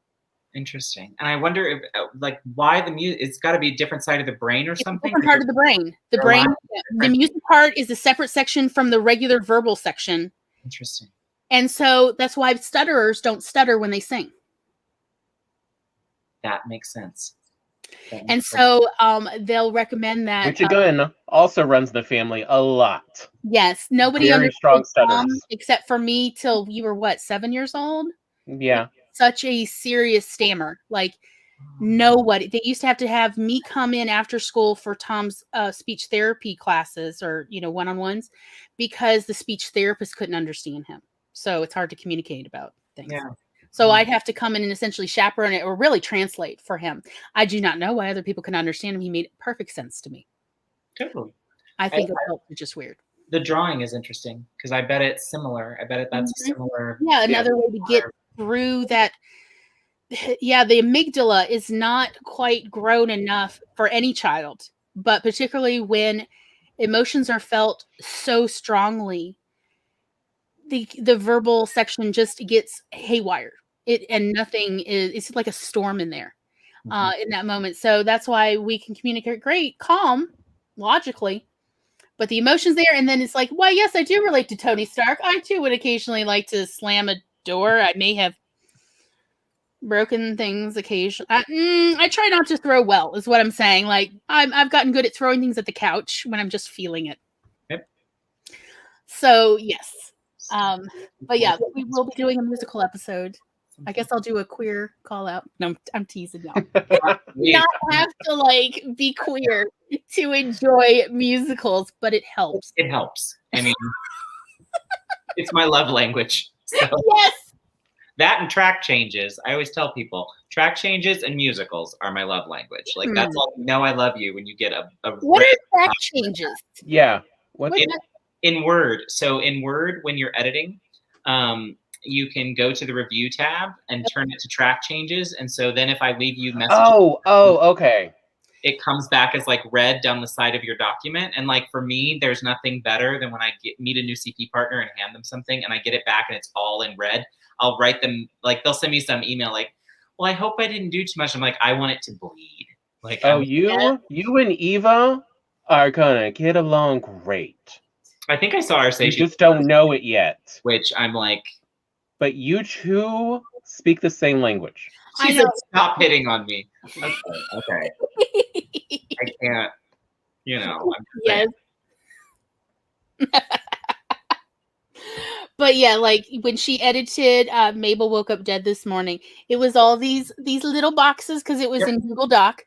And it was like, oh God. And at first, because like I've had such negative experiences when other people try to edit, like where they're making honestly character judgments rather than editing the work. And I'm like, I didn't come here to be personally attacked. I thought we were going to like attack the written word, not glory. Yeah. So, hence why I was dreading hers, and Tom's like, you should go check them out. You should go look. I've already looked. I think you'll like them. And I'm like, me like editorial comment? Go and look. Yes, I agree with every one of them. Because there you can actually like click the button and it will actually make it happen, whatever. And it was fantastic. And it was like, Eva's the best ever. And I absolutely agree with her. Every comma, she's absolutely right. Oh, as well as just you're missing a sentence here to describe this. You need to add that little bit. I am famous for, I can tell you now, if I ever edit your stuff, you ever send it to me, I'm famous for the first line. I am a hoe bag for that first line to just grab me and pull me into your den of dirty deeds. And so if I see something later on that I think, oh, that should be the first line, that's constantly the one that people will say, you're always on the first line, watch out. So yeah, I'm loving all of this. Well, hello, Chandra. You're muted.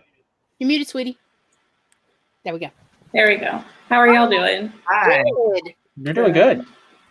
I saw you were talking about movies, and I was like, I like to talk about movies. Oh, so. wow. Come play. Do you have any hot takes you'd like to just drop right now? Serenity is an underrated movie.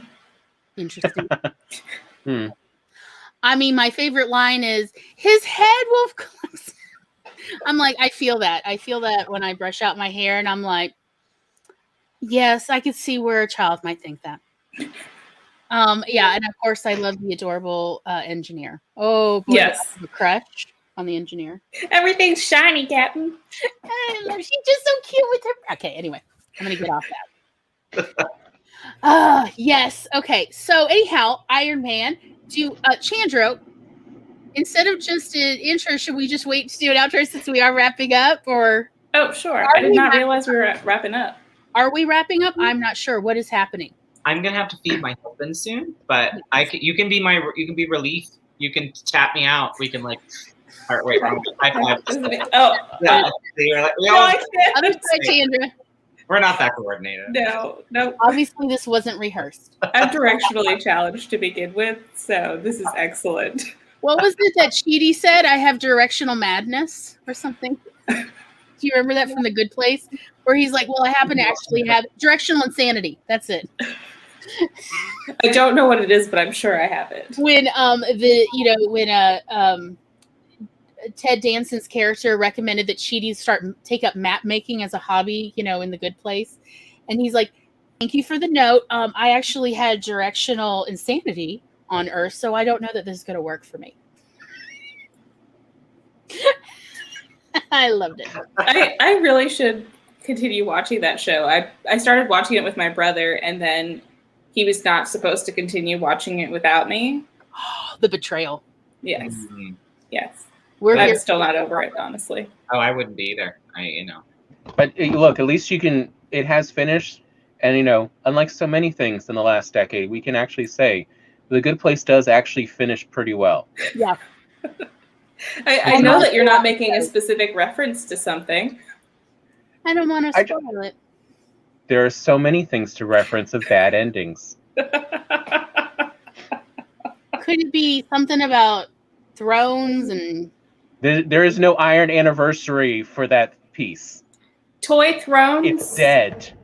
It's dead. It's gone. Knights, it was ruined. Games? I don't know. Was it a game about chess? I'm not sure. Oh, Lost. I'm with Dixon on that one. Ooh. Lost did me dirty. They did us dirty. I was not okay with that. It's the same people. Hi, Eva. Oh, is The it same really? Yes, the same ones who ruined the ending of Lost, ruined the endings of Game of Thrones, ruined the ending of Dexter. Why are we still letting them have stuff? Okay, this is my point. Like, Hollywood. Why do they keep giving them money? Stop it. Why do they keep hiring? Why do white men fail upwards? Is the classic question. May I one day have half as Isn't much that the American way, though? audacity? The audacity of incompetence. Shame of drones. I am here for it. Shame of drones. Yes, I agree with this. Oh, I love how the chat jumped because all of a sudden a whole bunch of lines came in from the chat. Everyone has opinions on this. Like the little cat. Me. Oh, man. And two, yeah. That's Yes. a better one. You're right. That's a better one. To go for the Iron Anniversary of Iron Man 2 over that. I still think Iron Man 2 is better than Game of Thrones, the TV show. So I haven't seen the end of Dexter. I heard they're bringing it back, though. Yes, they are. They're supposed to be continuing it from the awful ending. Oh, Well, part of the problem was that Dexter's on-screen sister is actually his ex-wife. They were married at the time, and then they got divorced, and it was a trash can fire. So that was part of the problem. But just like those two guys, they work well from a script. If you give them material to do, they're actually quite decent directors. But the second they go off script and have to start creating, they are insane. Yeah. They are bad directors for originality.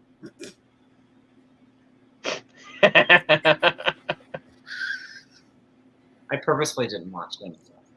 I didn't finish any of the bad ones. Like, Lost, the moment, the polar bear, I was like, well, I'm out of here. Bye-bye. Because my in-laws were watching that religiously every week. And I'm like, it's a polar bear on a tropical island. I know enough about polar bears to go, no. So... And that wasn't the shark moment for me. But there was a jump the shark. It just wasn't that This is how bad Lost was. My brother and I were not allowed to watch any TV. We had to smuggle in all of our entertainment, which we did very successfully. Lost was so bad that we stopped asking our friends to smuggle us burned DVDs of it. I love that. That's a new level of badness. Yeah. Eva, no, there does not need to be any more Tiger King. Those people. Yeah, he did so much for the gay community. I feel like I'm like, you're like, thank you, you've done enough. You've done so much. Please never do any more. I appreciate you. You've done your part. Thank you. I love it. Okay. I wasn't even sure what that qualified as when I heard about the whole situation with Tiger King. Of like, does that even qualify as gay? Is that its own thing? Like, it was so bizarre. It was. Is there now like Tiger King sexuality? Yeah. Can we just call it a cult and then we don't have to? Yes, you're right. That's the sexuality. It's called cult. Yes. I mean that's That's what drugs and tigers can do. Yeah. I feel like there's enough other elements in there that people couldn't think for themselves. Figured out they were purgatory like setting it. Yeah. Yeah. Maybe when they jumped time. So I think it was like 5th season or 6th season where like they jumped time and like Oh yeah. here and I just love my favorite line though of all time is the BS line after the end of season 2 or after the end of season 2 that they're being interviewed and like, oh yeah, we've already got it plotted out for 5 seasons. We know exactly where we're ending. Talking about Lost here? Which one? Yeah. Okay. They totally lied. No, they had nothing plotted out. In all those seasons, they never explained the polar bear. J.J. Abrams actually admitted, like, in a public conversation of like, oh no, they lied. They did not actually even have an outline. When they said that they have it all plotted out, it was like, nope, we had nothing. The only thing that I really appreciate about that show was for the time, I feel like they had some pretty good diversity and the guys were really hot. Agreed on all fronts. Yes. So, yep. And I did have a little lady crush on Evangeline Lilly there for a little bit. Yes, that's valid. I was like, what's this feeling I'm having? I don't understand it. It's different. Don't we all? I'm gonna lean in. I only made it through the first 10 episodes of Game of Thrones and was like, well, I'm done. I'm totally done. It was too rapey for me. Like episode 3. Yeah, I find that a bit of a turnoff. And you can make an argument, but Gloria, you love Westworld. I'm like, okay, number one, it's about robots. Yeah. And I definitely feel a kinship with that. Like a lot of autistic people. Hello, talking to me. And number two, what's her name? Rachel Wood was in it, and I knew she's a staunch feminist. So even though the very first episode has a rape scene, granted with a robot, I was like, okay, I'm going to give you 2 episodes. I will give you one more episode, and I was very happy with the second episode. And that's why I'm so hardcore hooked onto that show. There's not really a lot of rape beyond that. Like, there's more just... I will say with Game of Thrones, it was a little less one-sided than some other things that I've seen where only horrible stuff happens to female characters. Yeah. Look. Here's how I can sum up Game of Thrones. Okay. It is a valuable lesson for all writers in how far your lifelong anger at your high school bullies can take you in writing. He got everything written, and then he killed all his bullies in the second to last book, and then he just didn't have it in him. Yeah, because his motivation was gone. He didn't have any more revenge to keep him writing. But he literally admitted to, he's just, all the people who die are bullies. They're literally named after his bullies. He had a lot. That's valid. The Dakotas are a rough place, I gather. But yeah, don't kill off all your bullies in your story till the last book. Mm. I'm really glad that we have this talk because I feel like I've got some characters that I need to go rework. Have you not named the bullies to be characters that get sacrificed? Have you not done this? I thought that's what we got into writing. No? No, I just used the archetype. I just distill them down to their essence. Oh. And then I make them suffer. My bullies are so narcissistic that none of them will recognize themselves in the characters. I was gonna say, I am totally safe. Same. I also feel though that mine are just living in the hellscape that they've made for themselves, and that is joy enough. No, I want all my bullies to be more miserable than they actually are in real life. All right. Want to be your friend. Real quick, why don't you tell them what your hell is like? Why do I have to tell people about me? Because I think they want to use this hell for their people as well. Okay, so I do actually have a story that has I have a character who goes to hell, in the story hell, run by Lucifer, or Lucy as we call them. And because there's 2 things this hell is made up, since it's not really hell like we would think of it. Lucy is that kind of person who actually thinks they're helping humans. And the way they're helping is to help them do the personal growth needed to actually get into heaven. And so they have to workshop their life as a series of plays, and everyone else has to participate too. So they're essentially in little pod groups. And then they have to have committee meetings about how did the various workshopping and improv scenes go for that day, and that is literally hell. It's all workshopped life scenes and committee meetings because my hell would be a group project. Anybody who did college would go, Yes. oh my God, a group project the rest of my life to get out of here? right. So you have to do group projects on each person's life about helping them, do the play of their entire life. And they never know, like, when do I know when I'm done with this group project? And the answer is when you get to go to heaven. So forever is the answer. And I kind of love this. That's amazing. Mine's a bit more simplistic. Lucy is the what do you call him? The cruise director archetype. Yes, Lucy, like back in heaven before, the heaven got divided up and, a third of them went down to work in hell to like help with this exciting new concept. Sure. Lucy was the one who was planning all the murder mystery dinners, and God was always the dead body. While all the other archangels had to solve the mystery because, come on, and God's like, oh, I think no, you can't talk. You're the dead body. Like, oh, okay, I'll lay back down. Okay. That is amazing. And that's what they did, several million years ago when it was, was like, that was how they used to spend their time. Oh. This is a cruise director character who's just, trying to help everybody, having no idea how to actually help anybody. Sure, with a clipboard. All right, Priestess and Ren, real quick. Based on a lot of experience, unless you literally name it after your bullies and tell them, they will not realize. Yeah. It is amazing how much people do not recognize themselves from others' perspective. I think that's one reason that fiction is so important is because it does teach empathy. True.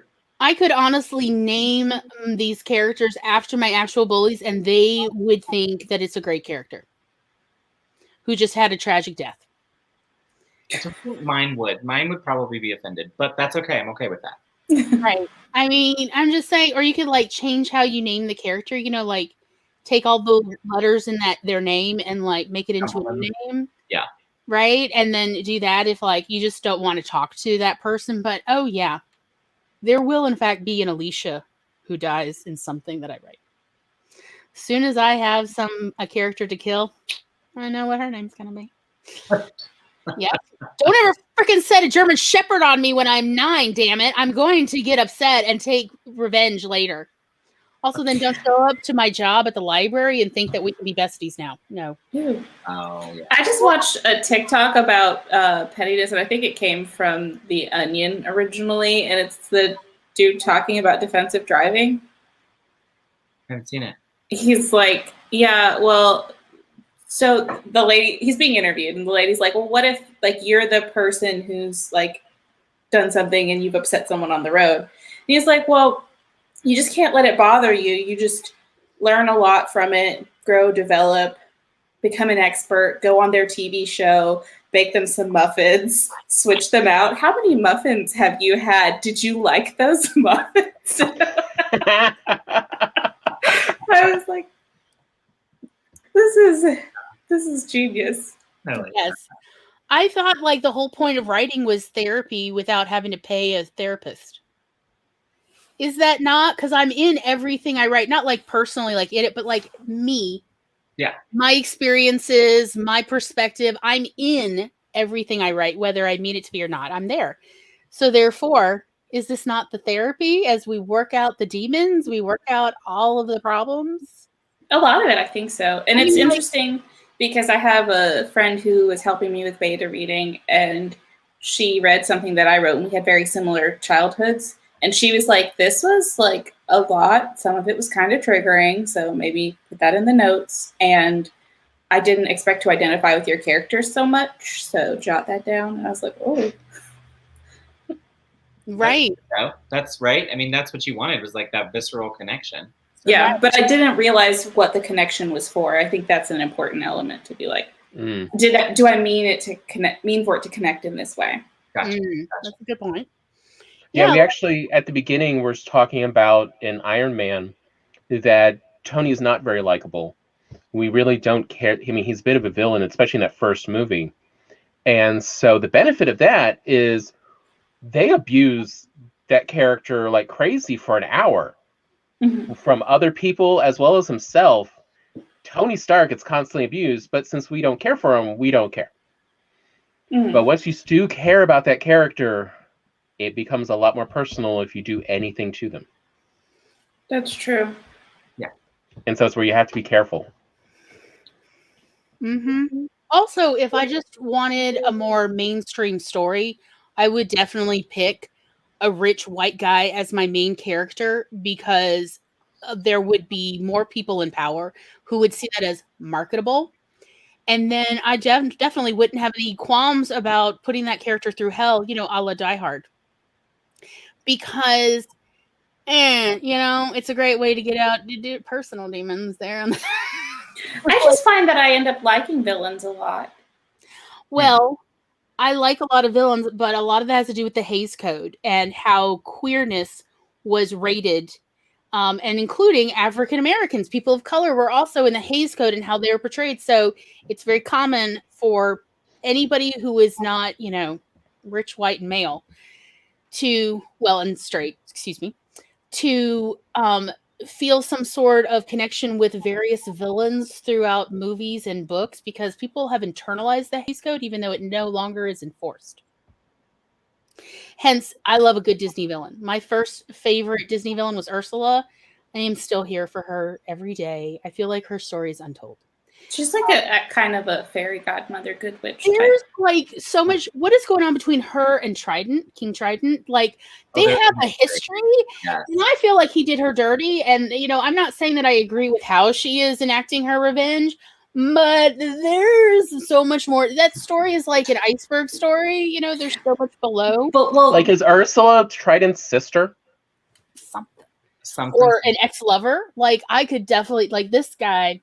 If you haven't seen the 13-year-old boy who plays Ursula in his school play that's on YouTube, you can Google it. I think it's 13-year-old plays Ursula. Do yourself a favor. I have not seen. I've seen Titus. What's his name? Who plays Titus Andronicus? Do Ursula. Slays this kid, and I'm just like, you go, kid. Like you do you, and don't be afraid, and own that villainous, because you are all of it and giving me life. But for me, it was Maleficent. That was my first thing that I thought, oh, she's misunderstood. Like, again, that's Hays coding right there. That is Hays Code. And then we did go over it last season in our queer amazing character episode, where we really talk about how the Hays Code was treated. And this is why so many people really relate to a lot of villains in movies even today, because the Hays Code was used so long that it's become internalized. So there's still the whole bury our gays idea. And there's, why and the first character in the horror movie tends to be the black character who dies. Right. Why are people of the color the first ones who die in these horror movies? That actually has to do with the Hays Code. So we really dissect that in that episode, but it's true. Like at this point, we've internalized it, and that is the problem. Is this was all Hays Code. This was actually mandated. All the studios followed it. You can really read the entire Hays Code. It's quite extensive, though. So, Wikipedia will give you links to just the fun parts. Parts that are actually really interesting. Yeah. But like why, for instance, there's so many gay characters or queer characters who are the murderous villains. Like, what was it, that weird Dune? Trans characters, so Silence of the Lambs. Yes. Or lots of that of the trans women attacking. Even after the Hays Code ended, which it ended in the mid-60s, writers kept writing it, and not like because they were mandated. Studios weren't requiring this. We've internalized it into our entire society. That was like kind of the point of the episode, was we need to know what we're doing so we can know to stop it. Yeah. There's no reason people of color need to be the first to die or to play the lower level criminals. That was actually part of the Hays Code, by the way. That, like, seriously, everything you have a problem with in movies and stuff where you're like, I don't know that I feel like I enjoy that problematic representation, that would be actually mandated in the Hays Code. And then from there, because everybody watched movies, it ended up being in the culture, in our entire culture, as writers, as movie producers, everything. And so we're still keeping this going, even though nobody has mandated this since the mid-60s. Yeah, I gotta go watch that episode. It's wild. So also Rowan Ellis did a fantastic video essay on the Hays Code. I highly recommend her video essay on YouTube. And that was what inspired me to want to do the Queer Mazing episode, was because it was like, yeah, let's actually dissect this more intensely. Because I love a good villain, but I don't want to keep internalizing the fascism, the ableism, the racism, the homophobia. I don't want to keep doing that. And we got to parse it apart. Yeah, we shall not mention her name, but we know exactly who you're Yes. talking about. Okay, I really don't know Because this you one. missed it, Glory. She who shall not be named. Oh. Yeah, and the adult fiction. Yeah, when she wrote under, what is it, Robert? A male's name. A man's. Yeah. Again, there's so much to unpack about it's level upon level of like it's very similar to Orson Scott Card's quote about if anybody can marry a man, we'd all be marrying men. And it's like, no, Orson, we would not all be marrying men if we could marry men. And she had a similar quote about, well, if everybody could change their gender, everyone would. And I'm like, again, no, sweetheart, we would not all be doing that. I feel like there was a conversation that I had with my mother where I basically was like, look, if I have to be a boy to be treated with equality, then that's preferable, but that's not the same thing as saying I want to be. Or I feel that I am, and I need to I need you to recognize how I feel I am. In a body dysmorphic kind of way, right? Yeah, not at all. Like, it's more, it's only, if it's only about equality, I feel like that should be an obvious, like, how about we make things equal for everyone and then we see where everyone falls? Right. Wouldn't that be lovely? I would like that. And I would like people to write more about that. I actually found, working on a a fantasy series right now, but I found I'm using more pronouns. And how pre-programmed I am personally to indicate one way or another what a character's pronouns are based off of their appearance, whether or not the other characters would have any idea what their gender is. It was something, okay, so we also have another show we're planning for the late summer about story development and like all sorts of ways to, techniques to actually like really exercise your story and your characters. So one of the things, the little exercises we've done when I'm trying to get to know my characters, because when I first have them there, I don't really know who they are yet. Character development is a little difficult for me. And one of the things that we do is we think about who would we cast them as, like as actors. And okay, well, we've got an idea, and yeah, it tends to be more traditional genders or non-gender, non-binary or whatever. And then we play the game, let's switch it. If they're going to be a different gender, so if I had like a male character, so I have Bob Angel, who is an archangel, and his name is Bob. And I'm like, okay, now let me, instead of a man, what woman would I cast? And then figuring out who would be the perfect Bob. The answer, of course, was Captain Janeway. What's her name? Mulgrove. Kate Mulgrew. Yeah. Kate Mulgrew. And finding she would be absolutely perfect. And then changing all the characters, changing their gender to one of the other options, and casting appropriately, and then looking like, okay, does anything feel more right than the traditional way I would have, or instinctive way I might have cast it, to play with that idea of gender, and also to see, are there some inherent assumptions I'm making in my character development. Ditto for location. So I live in the Deep South. I tend to set everything in the Deep South. But then it's like, all right, let's do something opposite. If it's hot in the scene, hot in this world, let's play around. What would it be like if it were up in the Arctic?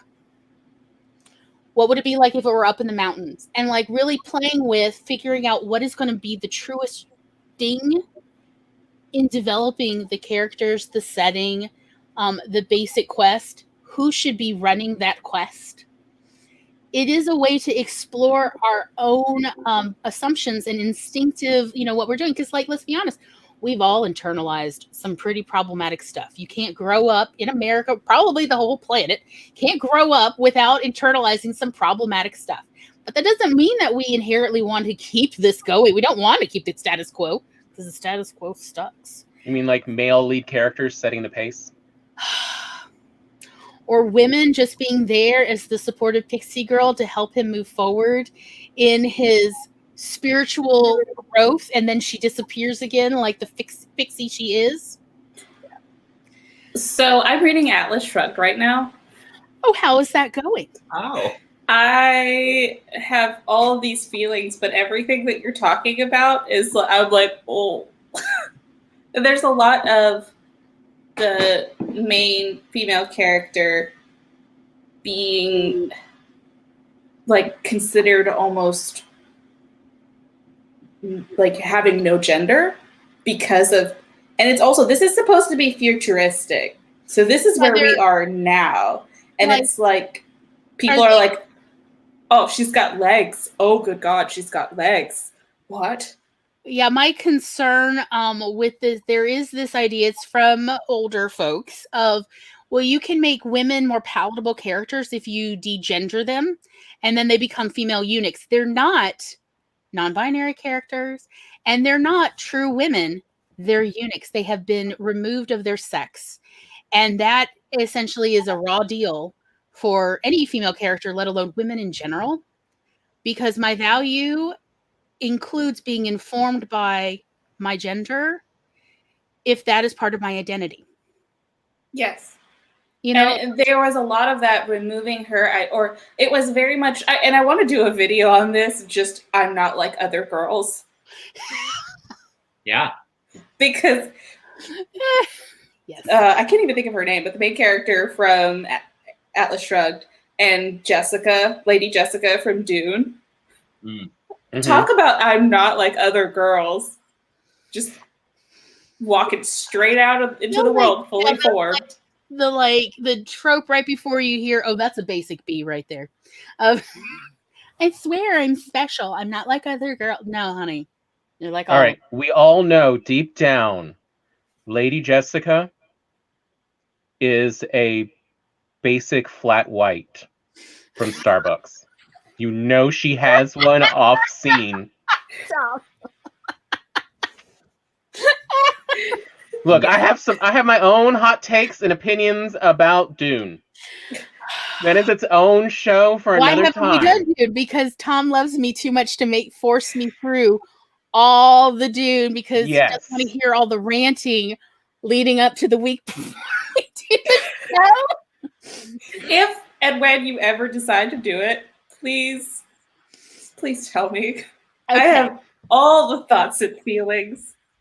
I was supposed to do a buddy read with my best friend, and then I read it in 3 days, and I was like, so what do you think? And he was like, I haven't even started yet. Put me through about the original Dune movie. I've put him through by making him watch the Jodorowsky Dune documentary, and I'm like, no, you put me through that movie. You now have to watch this with me. Oh, but I didn't hate the movie. Push him through the movie. Parts of it, though. I just literally listened to the audiobook and told you all about it. You thought it was a movie because that's your memory of just, there's so many visuals. All right, in my defense, remember this was soon after Mom was dying and all that, and my ex left me because I was spending too much time taking care of my mother.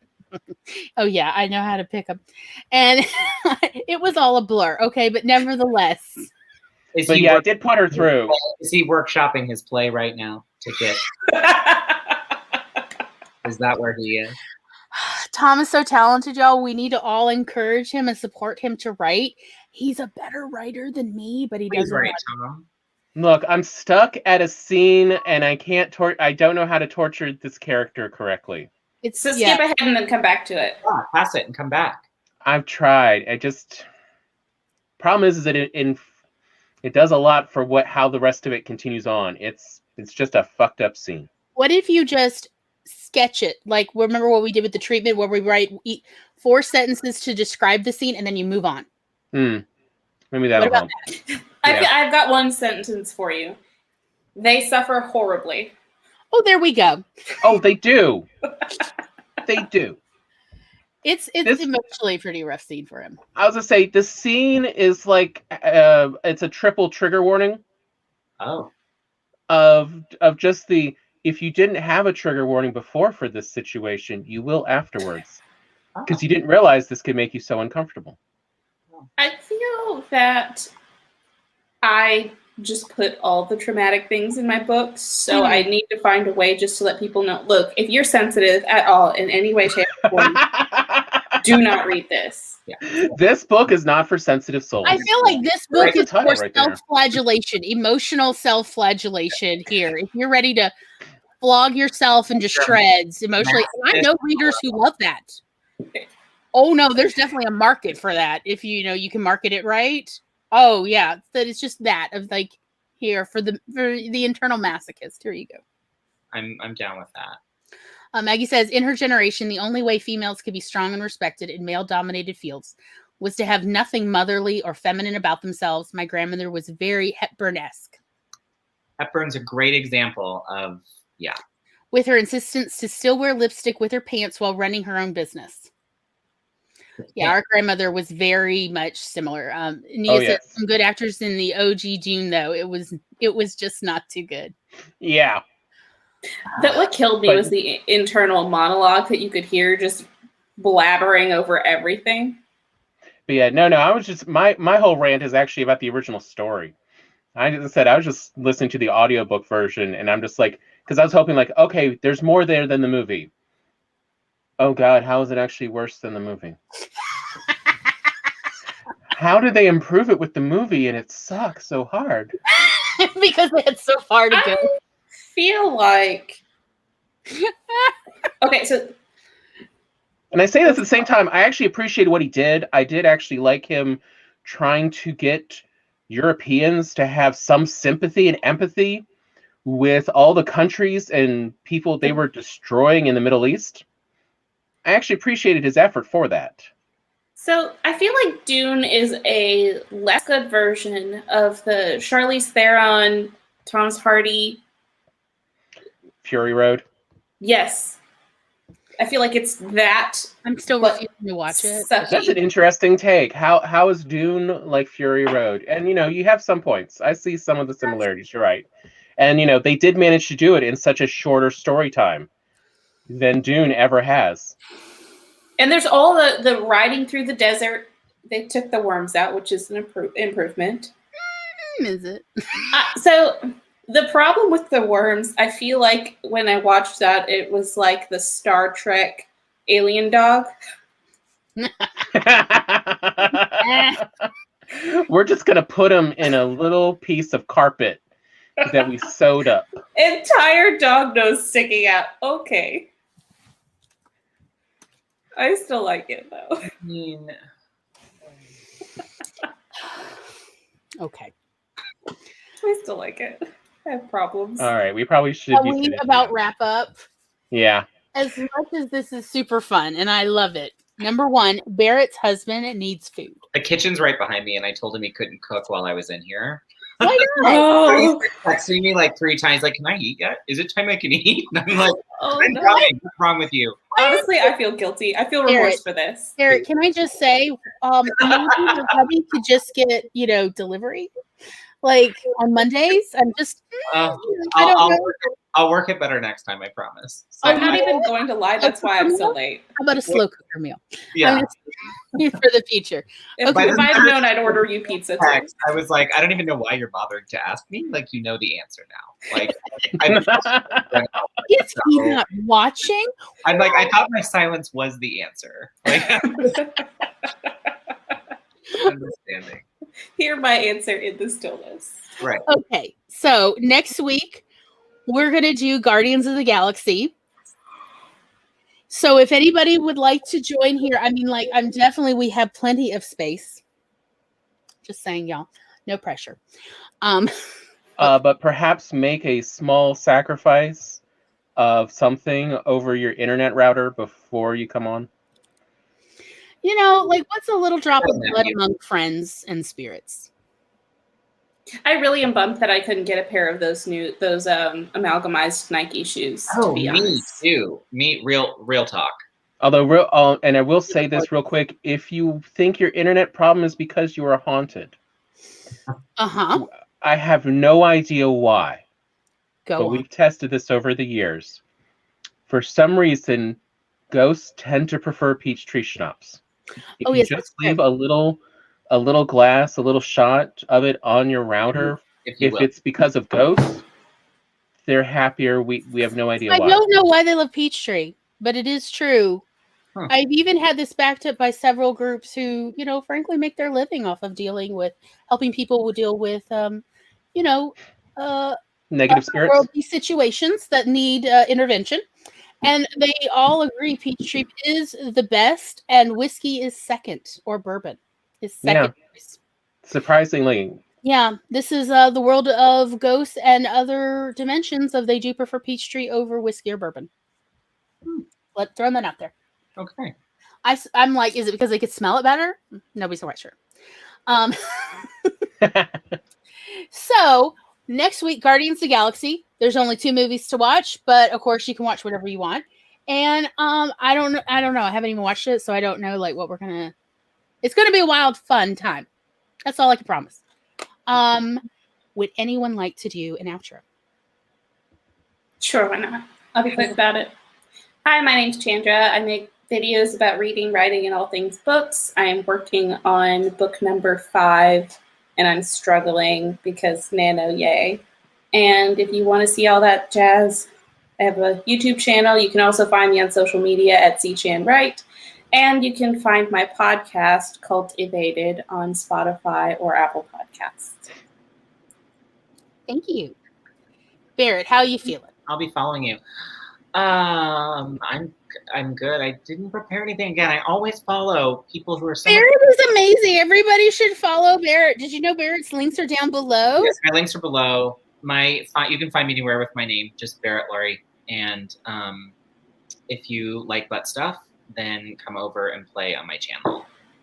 There we go. And I'll talk you through it. You had me at butt stuff. You are so naughty because you know why you're phrasing that. So naughty. Are we talking about pork butt? Okay, anyway. Tom? No, that's called if you like smoking. Tom smokes meat, and let me tell you, I can do an entire episode on that. Everyone else that I've had in South Mississippi, and that is saying something, y'all, because like we have excellent stuff here, but Tom's is the best. Okay, Tom. All right, Tom. Tom smokes meat. Do you like smoking? Because Tom is ready to smoke your meat too. And Tom has opinions and is also a fantastic story development editor. As well as he is very happy to help you alpha or beta read because he needs to listen to stories while he drives. I don't know. I'm running out. I'm sorry. I again did not write this out ahead of time. I am the worst. So anyway, enough about me. Tom is fantastic and you should all check him out. And if you're not following him on Instagram and Twitter, you are missing out. He posts a lot of cute stuff. I can't. All right, Tom. Are we going to say good things about Glory here? All right, here we go. Did anybody prepare anything? No. This is Glory. She is the host of the show. She is the reason we are here, the reason we keep enjoying watching these movies. Keep learning a little bit more storytelling as she shares with us everything she has learned in her many decades. From like some very diverse, backgrounds. I mean, how many storytellers do you know with a psychology degree who can tell you about early childhood development? Also, the importance of pockets in the development of women's clothing. I mean, it's a provocative subject, I will That's accept. true. Glory has a secret background love of fashion history that she may not have a doctorate in it, but she is plenty happy to share all her research with you. As well as all my sexual research. I love research. That's true. She does actually have a great deal of background in the last several hundred years and how humans have acted across the world and developed, these strange ideas we have about sex. It is wild, isn't it? Why is sex moralistic?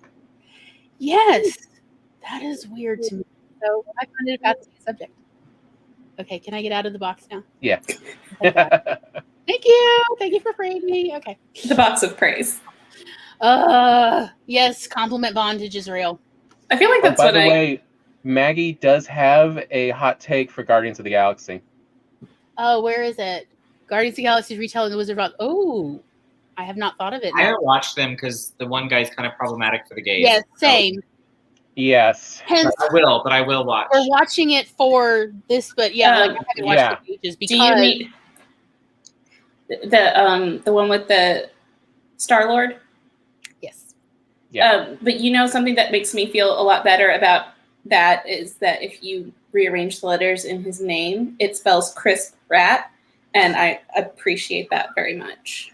I feel so bad. Hey Eva, no, we can see you, but I just like she's back here waiting for the after party. Anyway, yeah. So we're gonna talk about Guardians. Are we all good? Are we good? Is it time to roll outro, y'all? Yeah, I think so. Bye, friends. Thank you so much, everyone, for coming. And if you've made it this far, I'm absolutely thrilled. And also, hopefully, you'll come back next week, Monday, at 4 p.m. every Monday, like clockwork. Unless someone's in the hospital, we will be here Monday at 4 p.m. Eastern. And then we might just do it from the hospital. I mean, I'm not making promises about, what I won't do. So, anyhow, thanks so much, and bye-bye, everybody.